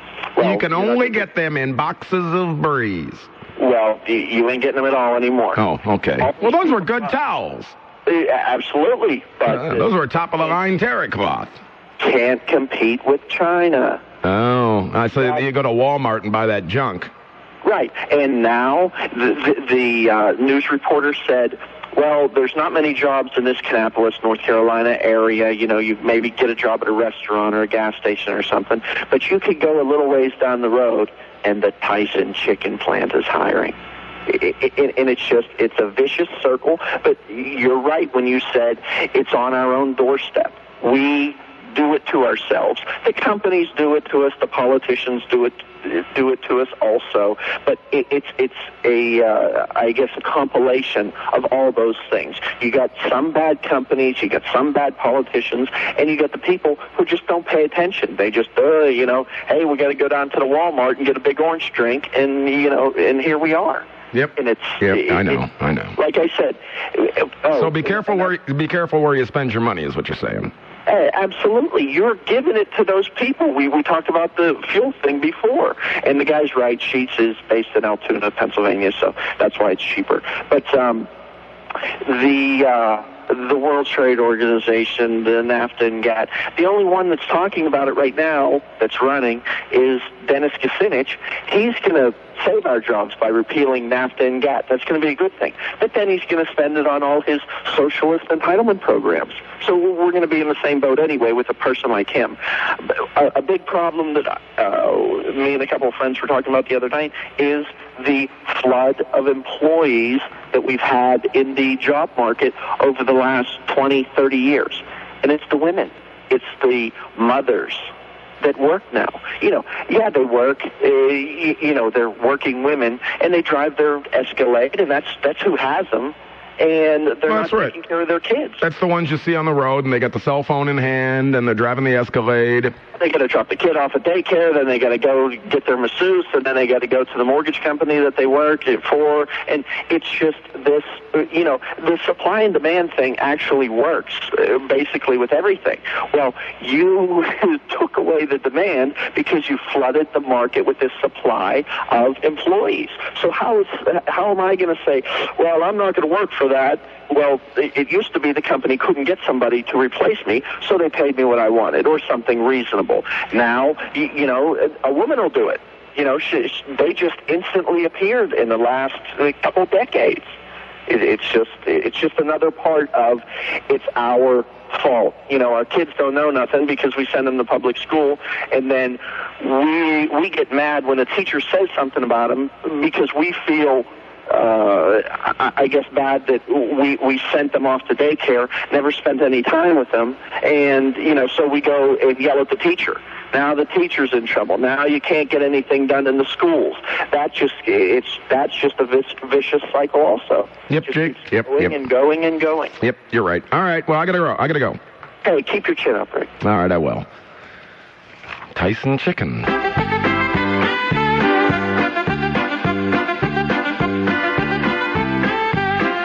I think my idea of simplification would be that maybe you could live in a smaller house and drive an older car, and maybe your wife could stay home and take care of the kids. When I was born, my mother quit her job. That was it. Quit her job, got to stay home and take care of the kid, right? That's the American dream. That's the American way. And if I went to school and I acted up, I got spanked by the principal. And there were no lawsuits. There were no lawyers involved. There was no litigation. Did it leave a permanent mark? Mentally, yeah, I remembered that I shouldn't do things like that again. And parents were allowed to spank their kids. And yeah, maybe you had to drive an old car because you wanted to live in a house that you would own someday instead of something you had to rent.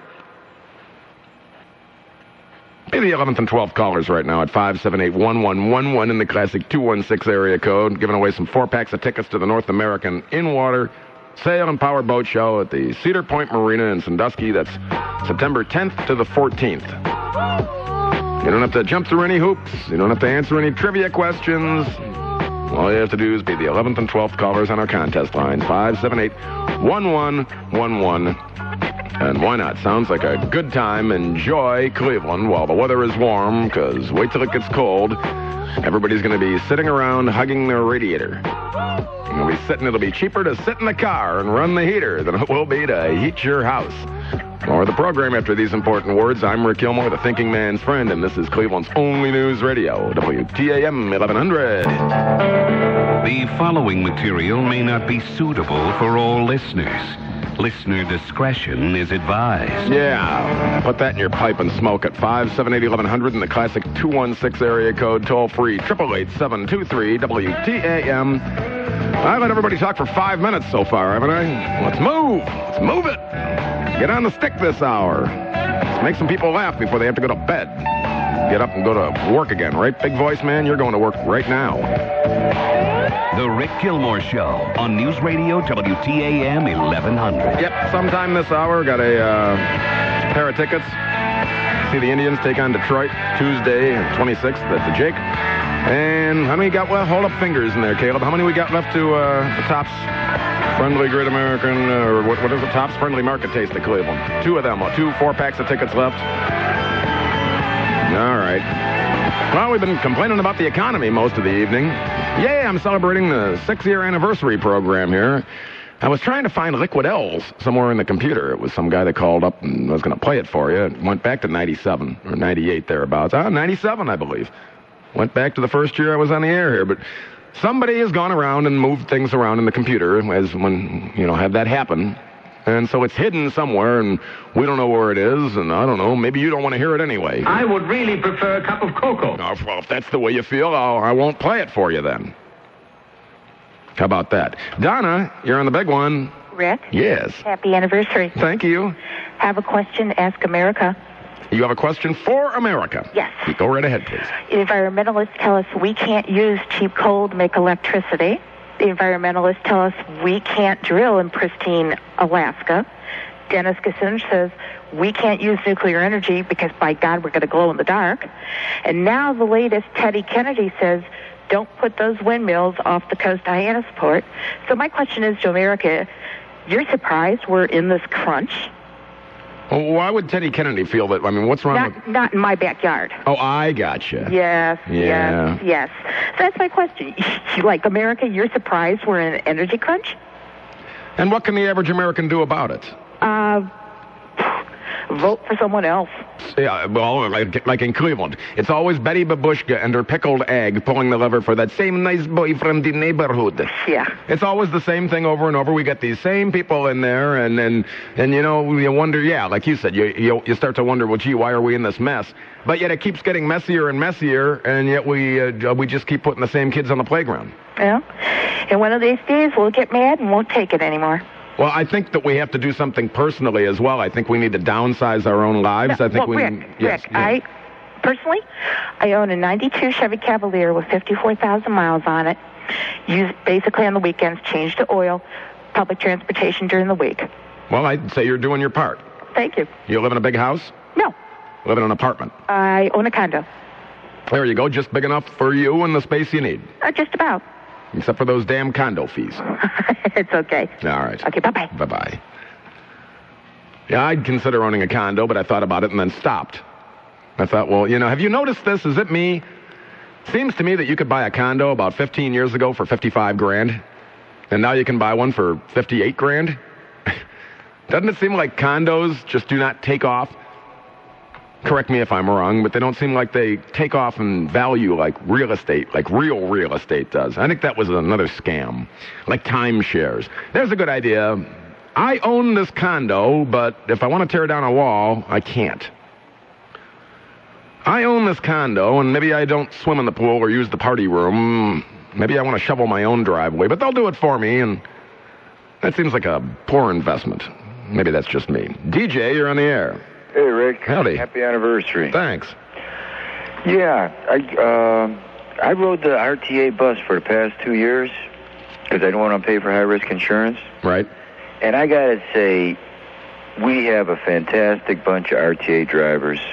And I was able to, I'm on the west side of Cleveland. I was substitute teaching in Warrensville, Maple Heights, and I just jump on that bus and I get there. And I didn't have to worry about the price of gas. But I just bought I finally got a car here. I got an 85 LeSabre. I wanted a nice big car. Well, that's a nice big car. It's a 6-cylinder. Right. Now, my question for you is, because you're the car expert, do you know where the latch is to open the gas tank in the back? Oh, isn't it next to the driver's seat? Now, I pull into a gas station. I got this car. I need gas. I look under the driver's seat. I look under the dash. I look under the driver's seat. I look under the dash. I look under the driver's seat. I look under the dash. You try looking in the glove box?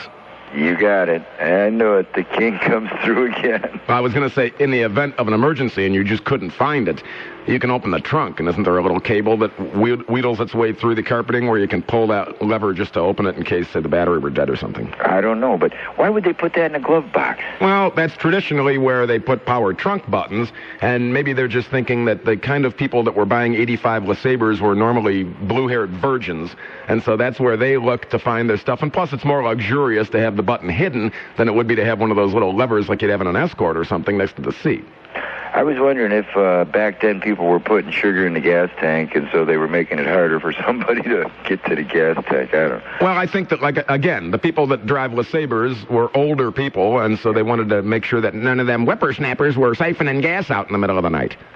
That's what I think they were worried about, and it's just the security, the idea of, I'm in control of who puts what in my car. Yeah. They're building for old people. Hey, just to share some good news with you, I was... between substitute teaching, I was unemployed for a while, and it was rough. I couldn't find a job anywhere.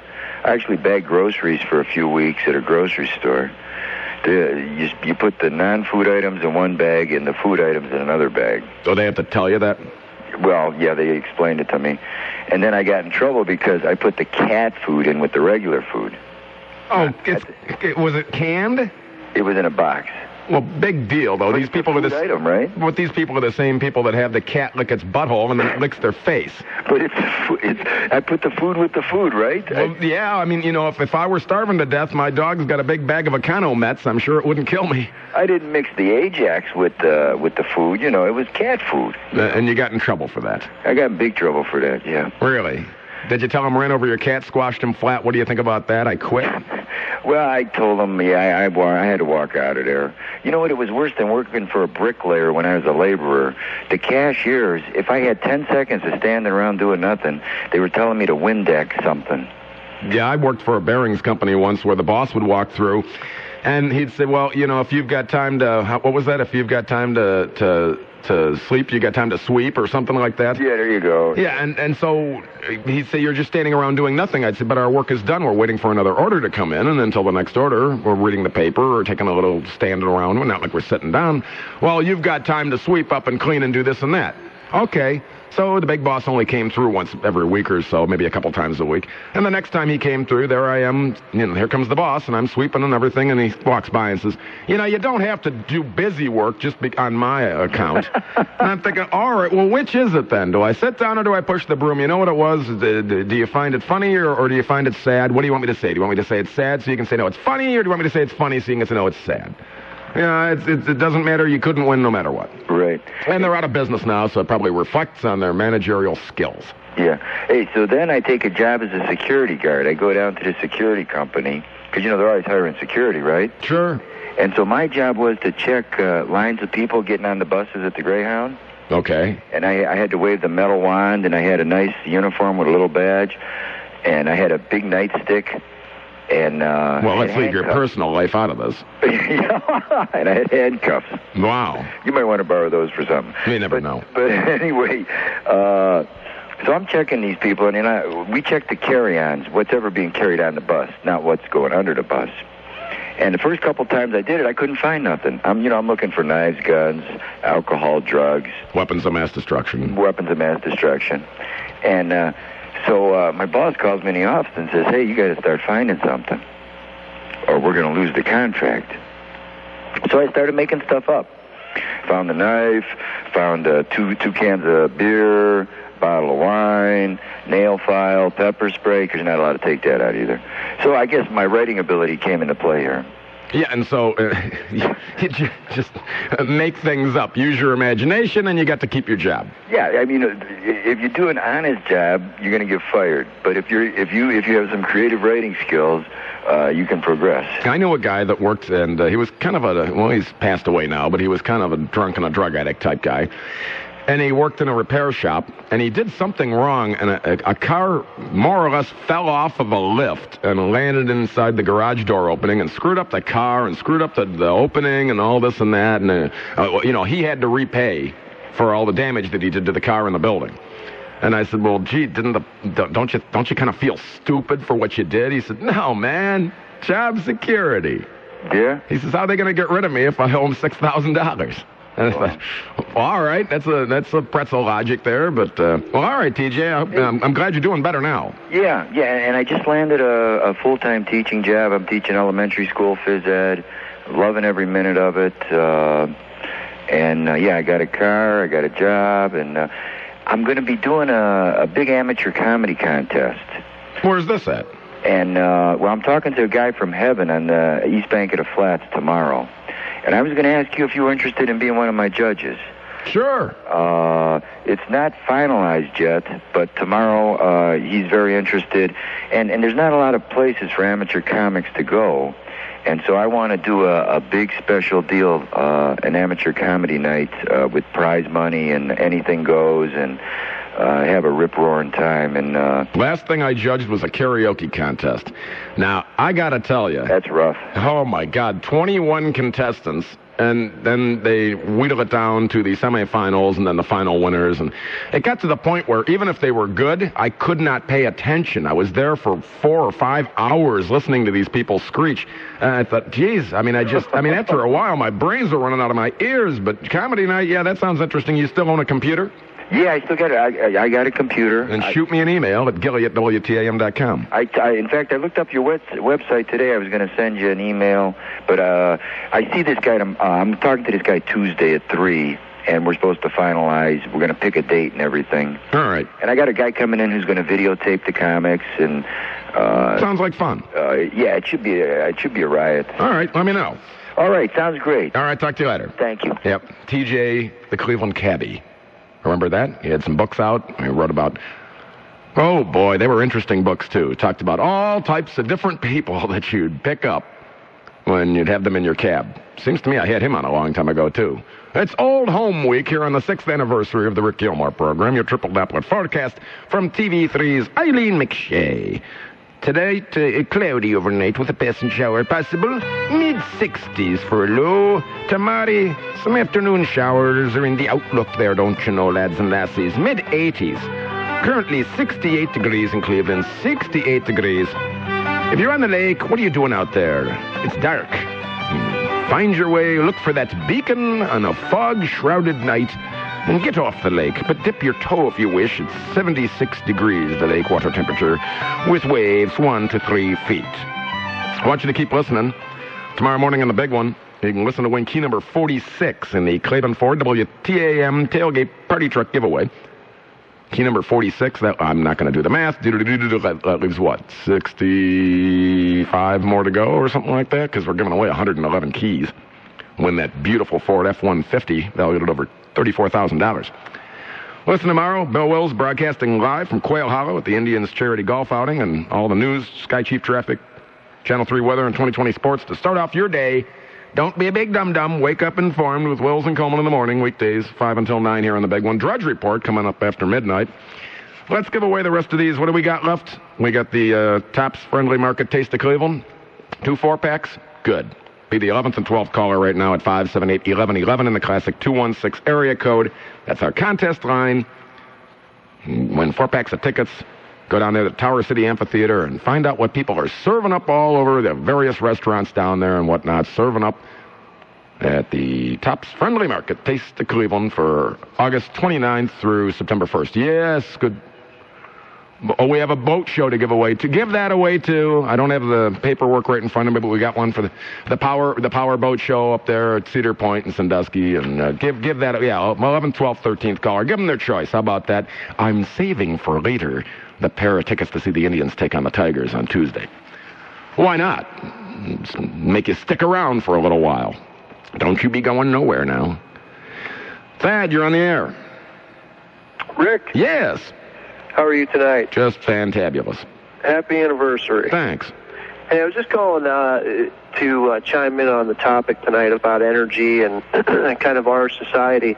I had the opportunity about 2 years ago to play in an LPGA Pro-Am, and the young lady that we played with was from Great Britain, and we got on the topic of our country and how she liked it. She played golf in 4 different continents, and, you know, one of the things that I still remember is she sort of, and she said it kindly, but what a pompous society we were. And, you know, she noticed it mostly on the highways in the miniature homes that we were driving around, and she couldn't imagine what our, you know, the gas situation was like.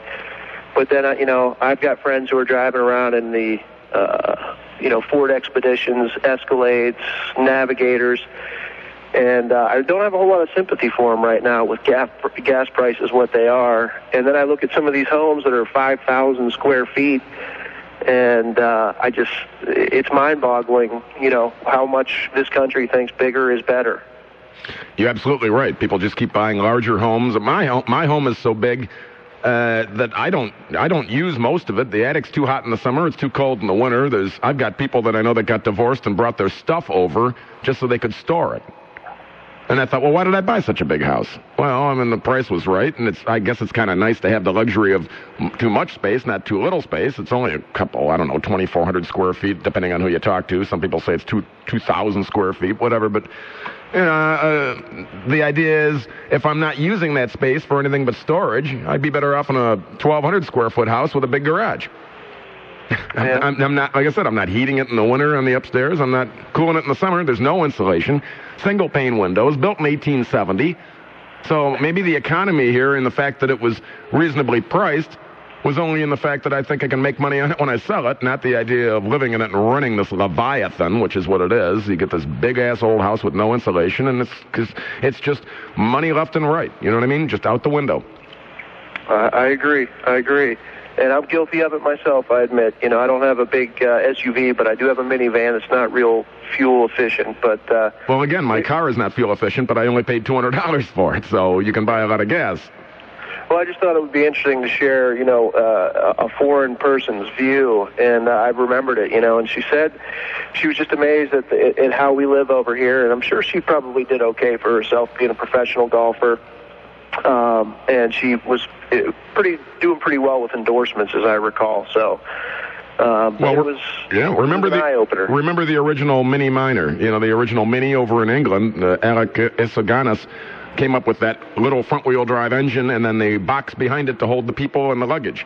And they were driving cars like that over there. And, yeah, the extremely rich were driving the Bentley Continentals and that sort of thing, but the average people over there were driving cars that were large enough to hold their stuff, and that's that. I mean, my car is large enough to hold 5 other people, and how often do I carry 5 other people? Once, twice a year, 3 times, you know what I'm saying? I'm in it by myself. Yeah, well, there's a safety issue there, and I do feel more comfortable with my wife and son in a big minivan versus my little 4-cylinder, but it's funny, you don't see many Yugos out on the road anymore. No, it's funny, a buddy of mine just mentioned he saw some guy that had an old Yugo, and he said it looked like brand new, and I thought, well... The reason you don't see many Yugos on the road anymore, I would have to assume, though, is that they were of rather poor quality, too. But you don't see many Ford Aspires out on the road, and those were supposed to be pretty good cars, and the Ford Festivas and that kind of thing. You just don't see them on the road either, and Festivas would run a couple 100,000 miles. I guess maybe people just wore them out. Yeah, my wife, when I first met her in college, was driving a nice copper-colored Chevette. You know, Chevettes were the Volkswagen Beetle of the 80s. That's right. The late 70s and 80s. Yeah, you could get the only thing that had big problems with them was when they'd get all rusty and punch out the front shock towers. There you go. Other than that, they ran forever. All right, thanks. Have a good one. I already do. Yeah, Chevettes were not the problem with America is, I guess we always think more is better. If you went out and bought a brand new 1980 Chevette with a 4-speed... no power steering, no power brakes, no air conditioning. Boy, they were easy to work on. Cheap. But no, everybody had to go out and buy a 4-door Chevette with air conditioning. I saw so much stuff loaded under the hood of a Chevette. You had to take the air conditioning compressor off and move a bunch of stuff out of the way just to put a distributor cap on it. And with an automatic. You ever driven a Chevette with an automatic and air? Sheesh, you could run faster. People they have to go out of their way. They have to screw up a good thing with more and more and more instead of what Thoreau said. Simplify, simplify, simplify. Andre, you're on the air. Rick, how are you? Great. We need a convention center and a whole lot more. I was up in New York. But why do we need a convention center when no one wants to book their convention here? Well, and the reason why they don't want to is because we don't have the hotel space. And there's nothing to do. You're putting the cart before the horse. Build the hotels first. Yeah, but, okay, yeah. And wait a minute, hold that thought. I'll get to you after the news. What is there to do in Cleveland? Wahoo! I'm going to a convention. Yeah, drink. That's about all you can do in Cleveland. I'm going to go hang out on the corner with my 40 and smoke a little blunt and listen to some music. I mean, there's nothing to do here. The sidewalks roll up. I watched that commercial for that news station. Oh, Cleveland never sleeps. What Cleveland are you living in, pal? The Cleveland I live in promptly goes to bed around 2:30. As soon as the bars close, you're done. More your phone calls after these important words and coverage of what in the world's happening. I'm Rick Gilmour, the thinking man's friend, and this is Cleveland's only news radio, WTAM 1100.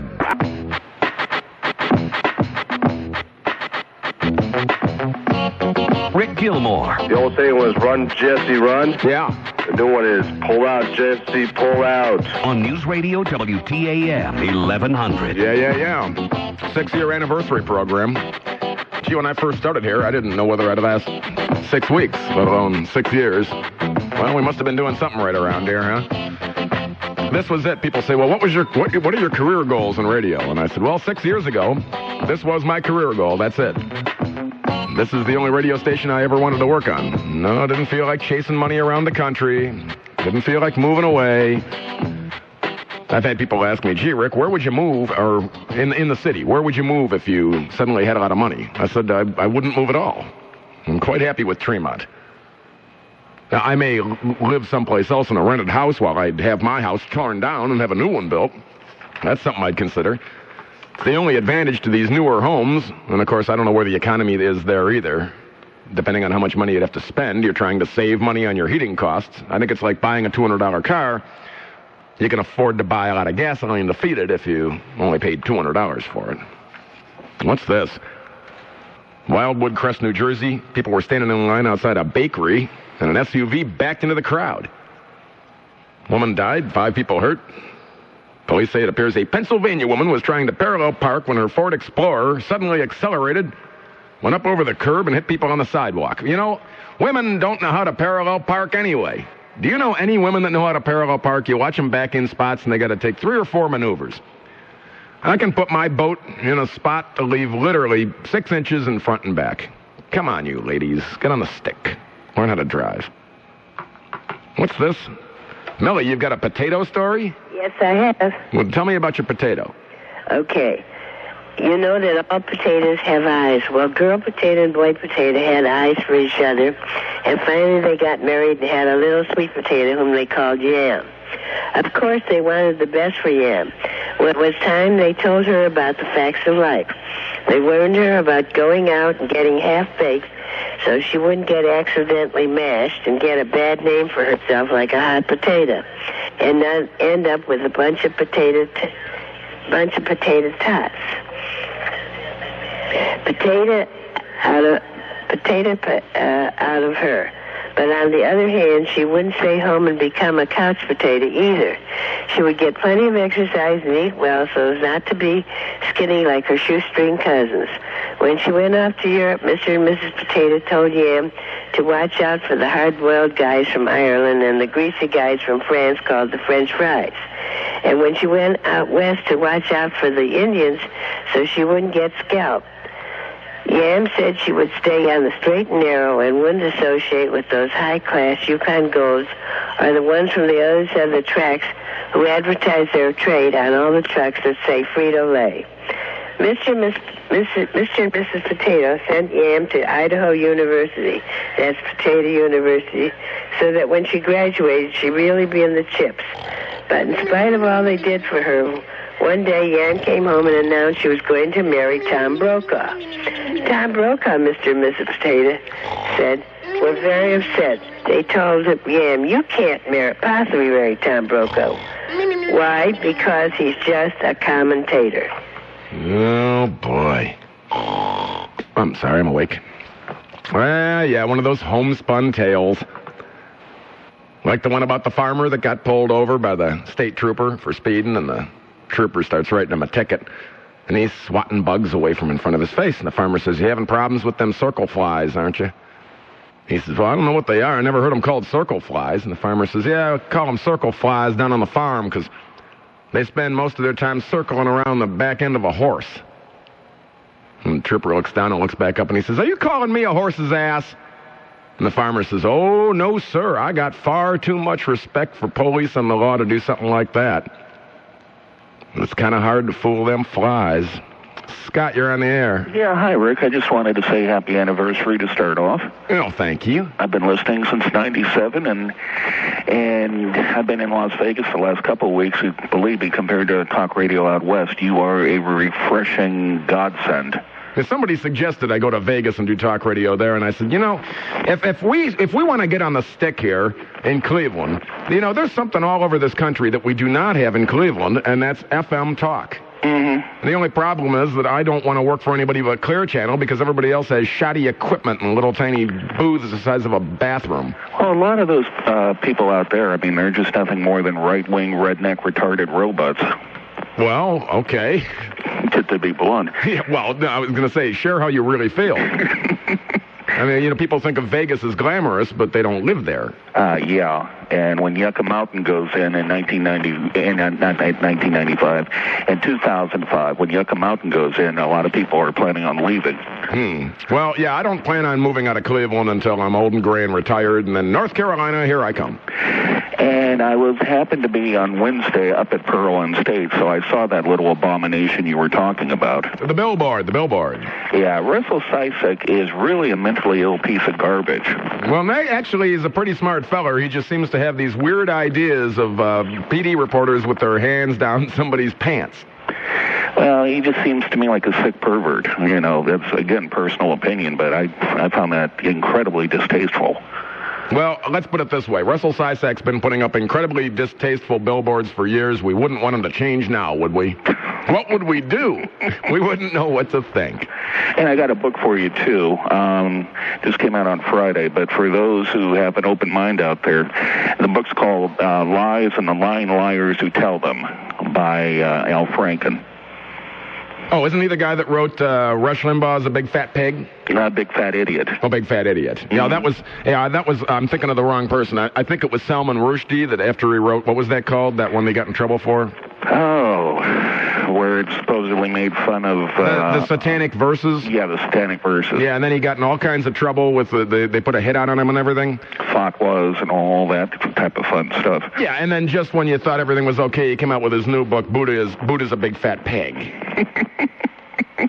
But yeah, no, Lies and the Lying Liars Who Tell Them. There's one chapter in there, I won't go into it too far, but it's called Operation Chicken Hawk, where it actually does a presupposing of what would have happened if George Bush, Dick Cheney, John Ashcroft, Rush Limbaugh, Newt Gingrich, and Pat Buchanan, and George Will had gone to Vietnam. I'll pick the book up and read it. It sounds interesting. Okay, you take care, and I just want to wish you well. Thank you. You too, Scott. All right, here we go. Bada bing, bada boom. 11th caller right now at 578-1111 in the classic 216 area code gets a pair of tickets to see the Indians take on the Tigers this Tuesday. That's all you got to do. Just call up and be friendly and nice, and don't be an idiot. Don't yell at anybody. Just, be nice and polite, and just stay in line there, you. Frank, talk to me. Hey, Gilly. Hey, yeah. Nothing, is Frank, you're the guy that was the winner of that karaoke contest that I judged. Yeah, I'm one of those screeching yahoos you referred to. Well, now, not all of them are, but the problem is you do a karaoke contest, and good Lord, man, you're there for hours, and it's hard to concentrate. Oh, yeah, that was a weird one. Yeah, that was one they tried to fix. Yeah, they did try to fix it. Well, and you got screwed, too. You were supposed to win a used car, and you never even got your car. That's right. Yeah, so you got nothing. All that hard work on the waste. Yep. Frank did a wonderful rendition of Sweet Transvestite from Rocky Horror Picture Show, dressed up and everything. Oh, it was so much fun. No, it was interesting because I've seen you do that about 5 years ago, and you've packed on a few pounds. But then again, so is Tim Curry. True. Very true. In fact, Tim Curry really looks kind of old lately, but I guess maybe he is old. How old is Tim Curry? He's probably pushing 60. Probably. I mean, all those people from that movie haven't really aged well. Well, Riff Raff didn't look very young when the movie came out. He looked dead. He looked dead then, looks dead now. Yeah, there you go. And no one, think about this, though. Whenever you look in the mirror and you see some wrinkles, no one, well, let's put it this way. Keith Richards will never be as old as he looks. Yeah? Ever. He looks the same. He looks like he's about 88. Well, he's mummified. And he's never going to live to be. He looks like Don Imus. Hey, you just want to solve this energy crisis. You just take the guy that ran that karaoke contest, channel all that hot air he was talking, and there you go. You got the power from the Midwest. Amen and hallelujah. Well, hey, man, happy anniversary. Just wanted to say hey. Thanks, Frank. You take care. All right. Talk at you later. Eric, you're on the air. Gilly, hi. Good to talk to you. Are you in your bathroom or something? No, I'm actually in my school building. Well, it's like an echo chamber. Yeah, it's a big old building. I'm down here in Ashland. Okay. We start school tomorrow, so I'm pulling kind of a late night here. And I was staring out the window of my Geo Metro. There you go. See, you're trying to sip a little fuel there. Well, I tell you, I do want to say thank you, because you mentioned the Metro earlier. Let me just quickly tell you, before my wife and I got married, she had bought this Metro to commute to work. She's a teacher also. And we both teach here in town now, but she was about 45 minutes away before she got the job here. And so it was a long drive, and she wanted a good economical car. And I used to make fun of this car. I used to get behind it and make it look like it was a wind-up car, and I was going to push it away for her. She sped off, and beep, beep. But now we have 2 girls and an Explorer also. And so she drives the Explorer in the morning to take the girls to the center, and she goes to work, and guess who gets to drive the Metro to work? Well, there's nothing inherently wrong with Geo Metros other than the fact that they seem to have a proclivity towards burning one of the valves in the engine, and so you got to pull the head off. But gee, that's all of like $6 to fix or something. They're pretty economical. I'm not a big get under the hood car kind of guy, but I can tell you this car has been great. We've got 94,000 miles on it. She bought it when it was about a year old. It's just been we took it on our honeymoon to Florida. We've taken it on a few long trips, and we do have the SUV. But I tell you, it is nice to actually own this car and know that it's helping hopefully fulfill our American dream here. But kind of a different twist of a phone call. I do want to say thank you and happy anniversary also. Oh, thank you for checking in. Hey, quick question. Yeah, I was going to tell you real quickly, too. I used to have a Chevy Sprint that I bought when a woman passed away. It was a neighbor, and it only had 14,000 miles on it. And I bought it, and I loved the car. I thought it was great. But my now ex-wife, at the time we were dating, she didn't like the idea of car sex in a Chevy Sprint. And I'll tell you, I'm 6'3". I would end up with rug burns on my knees.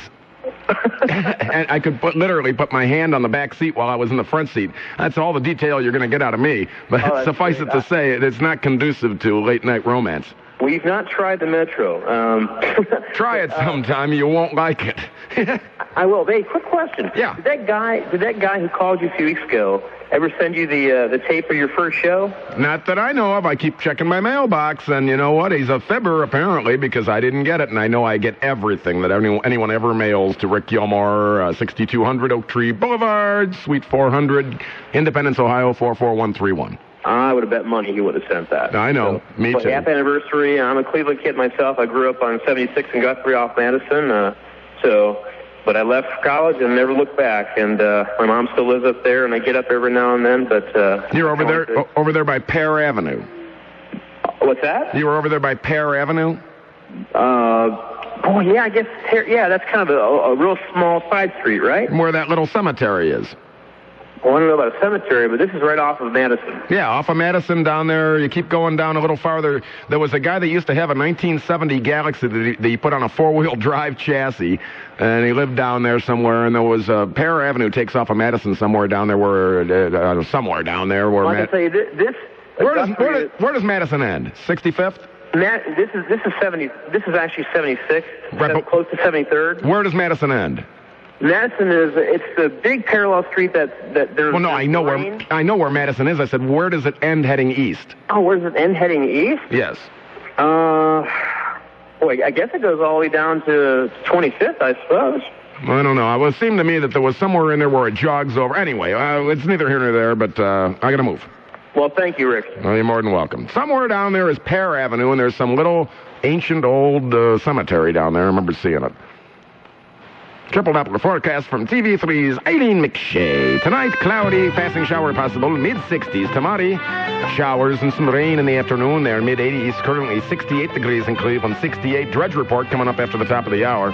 I thought on this 6-year anniversary, I'd play a couple of moldy oldies for you. I was trying to find Liquid L's. I couldn't find it, but Boomhauer was a fun call. I haven't played in a long, long time. Again, happy birthday to my buddy Crazy Larry. I'm going now to a birthday party after the top of the hour.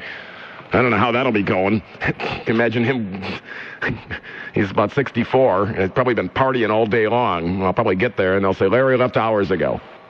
And I was also going to play Gay from North Olmsted. I don't know if you remember her. That's a grainy old call. And I was making fun of the fact that her name was Gay. Well, she has a gay name. And she said she'd never call again. And you know what? I don't think she ever did. Thanks for calling. Thanks for listening. Keep it right here on the big one. Thanks, Caleb, for screening the calls. And thank you, Edmund, for pulling his strings and pushing the buttons and dials and keeping this program on track. 6 years in the can. Let's try for 6 more. Gay in North Olmsted, you're next. Hi. Hi. Oh, yeah, this is that gay lady that calls here. I'm not really gay. It's just my name. No, I didn't mean that. I meant your name is Gay. Right. You've got a gay name. It's Gay. That's your name. You know, if ever I meet you in public, I'm going to smack you right upside the head for picking on me. Why? Because I said you're gay? Well, it's the way you say it. Look, I'm Rick and you're gay. Don't you be proud of being gay. If I were you, I'd say my name is, gay. But no, you wouldn't. No, I'm Rick. I'm not gay. Now Rick, you're gay. Listen, Rick. Hmm? I was named after the Enola Gay. Oh, really? Yeah. Did they drop leaflets? You know what? You shouldn't pick on me. Did they drop leaflets before you were born? I hope so. just curious. Rick. Did you fall out of a plane? I've heard of the stork delivering. I don't know how gays are delivered. Why are you picking on me? When all I said was Clinton should be neutered. I'm not. Ever since I said that, you pick on me. Well, I'm not picking on you. All right. You know what I'm calling about? What? I don't even have a guess. I don't even know what you're guessing about. Well, that's our gay. No, because doesn't have a guess. Rick, I was watching. If you guessed, it'd be a gay guess. If you guessed, if I guessed, it'd be a Rick guess. All right. You know what? Why didn't they name? I'm just going to give you my. Why didn't they name you Enola? Enola's a pretty name. But you know what? I was born in 1950. Gay did not mean what it means now. What does Enola mean? Enola Gay. You know who that was? That was Colonel. I know. That was it was Captain Tibbetts' girlfriend. Tibbetts. Yeah. I thought it was his mother, but his girlfriend. Oh, you know what? You might be right. I think it was his mother. His mother was gay. His mother was Enola Gay. I swear. I just hope I don't meet you. You are really rotten. Well, I don't know what you mean. Just because... I was named after... My father named me Gay because of the Enola Gay. That's kind of a gay name. But you have to remember, gay did not mean what it does now. As a matter of fact, you know what? I think I should sue all these people that call themselves gay. Well, because you're gay.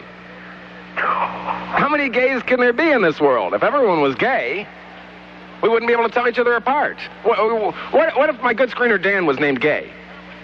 And then if good screener Tom was named Gay? I'd say, all these people I work with are gay. Well, I know what. If I meet another guy named Rick, I'm not going to like him right off the bat. Oh, come on, honey, I'm pulling your chain. I know. Okay. Well, how about a guess? I don't know what the guess is. That wasn't what I was calling about. Well, what were you? Oh, you were calling about who could be a new partner for Roger Ebert. Jerry Falwell. Jerry Fartwell? Falwell. Wasn't that what they called it? Wasn't that what Larry Flint called him? Did you ever see that movie? No. Oh, really? Well, it wasn't a gay movie. Not the kind of thing you'd like. You know what? If you keep picking on me about my name, I'm not going to call ever again. Oh, come on. I want you to call. Then stop picking on me. Couldn't you call under an assumed name? Why? Just, call and say it's Leslie. Short for Elizabeth. You could call and say, I used to be gay, but now I'm Leslie. Wouldn't that be interesting? You know what?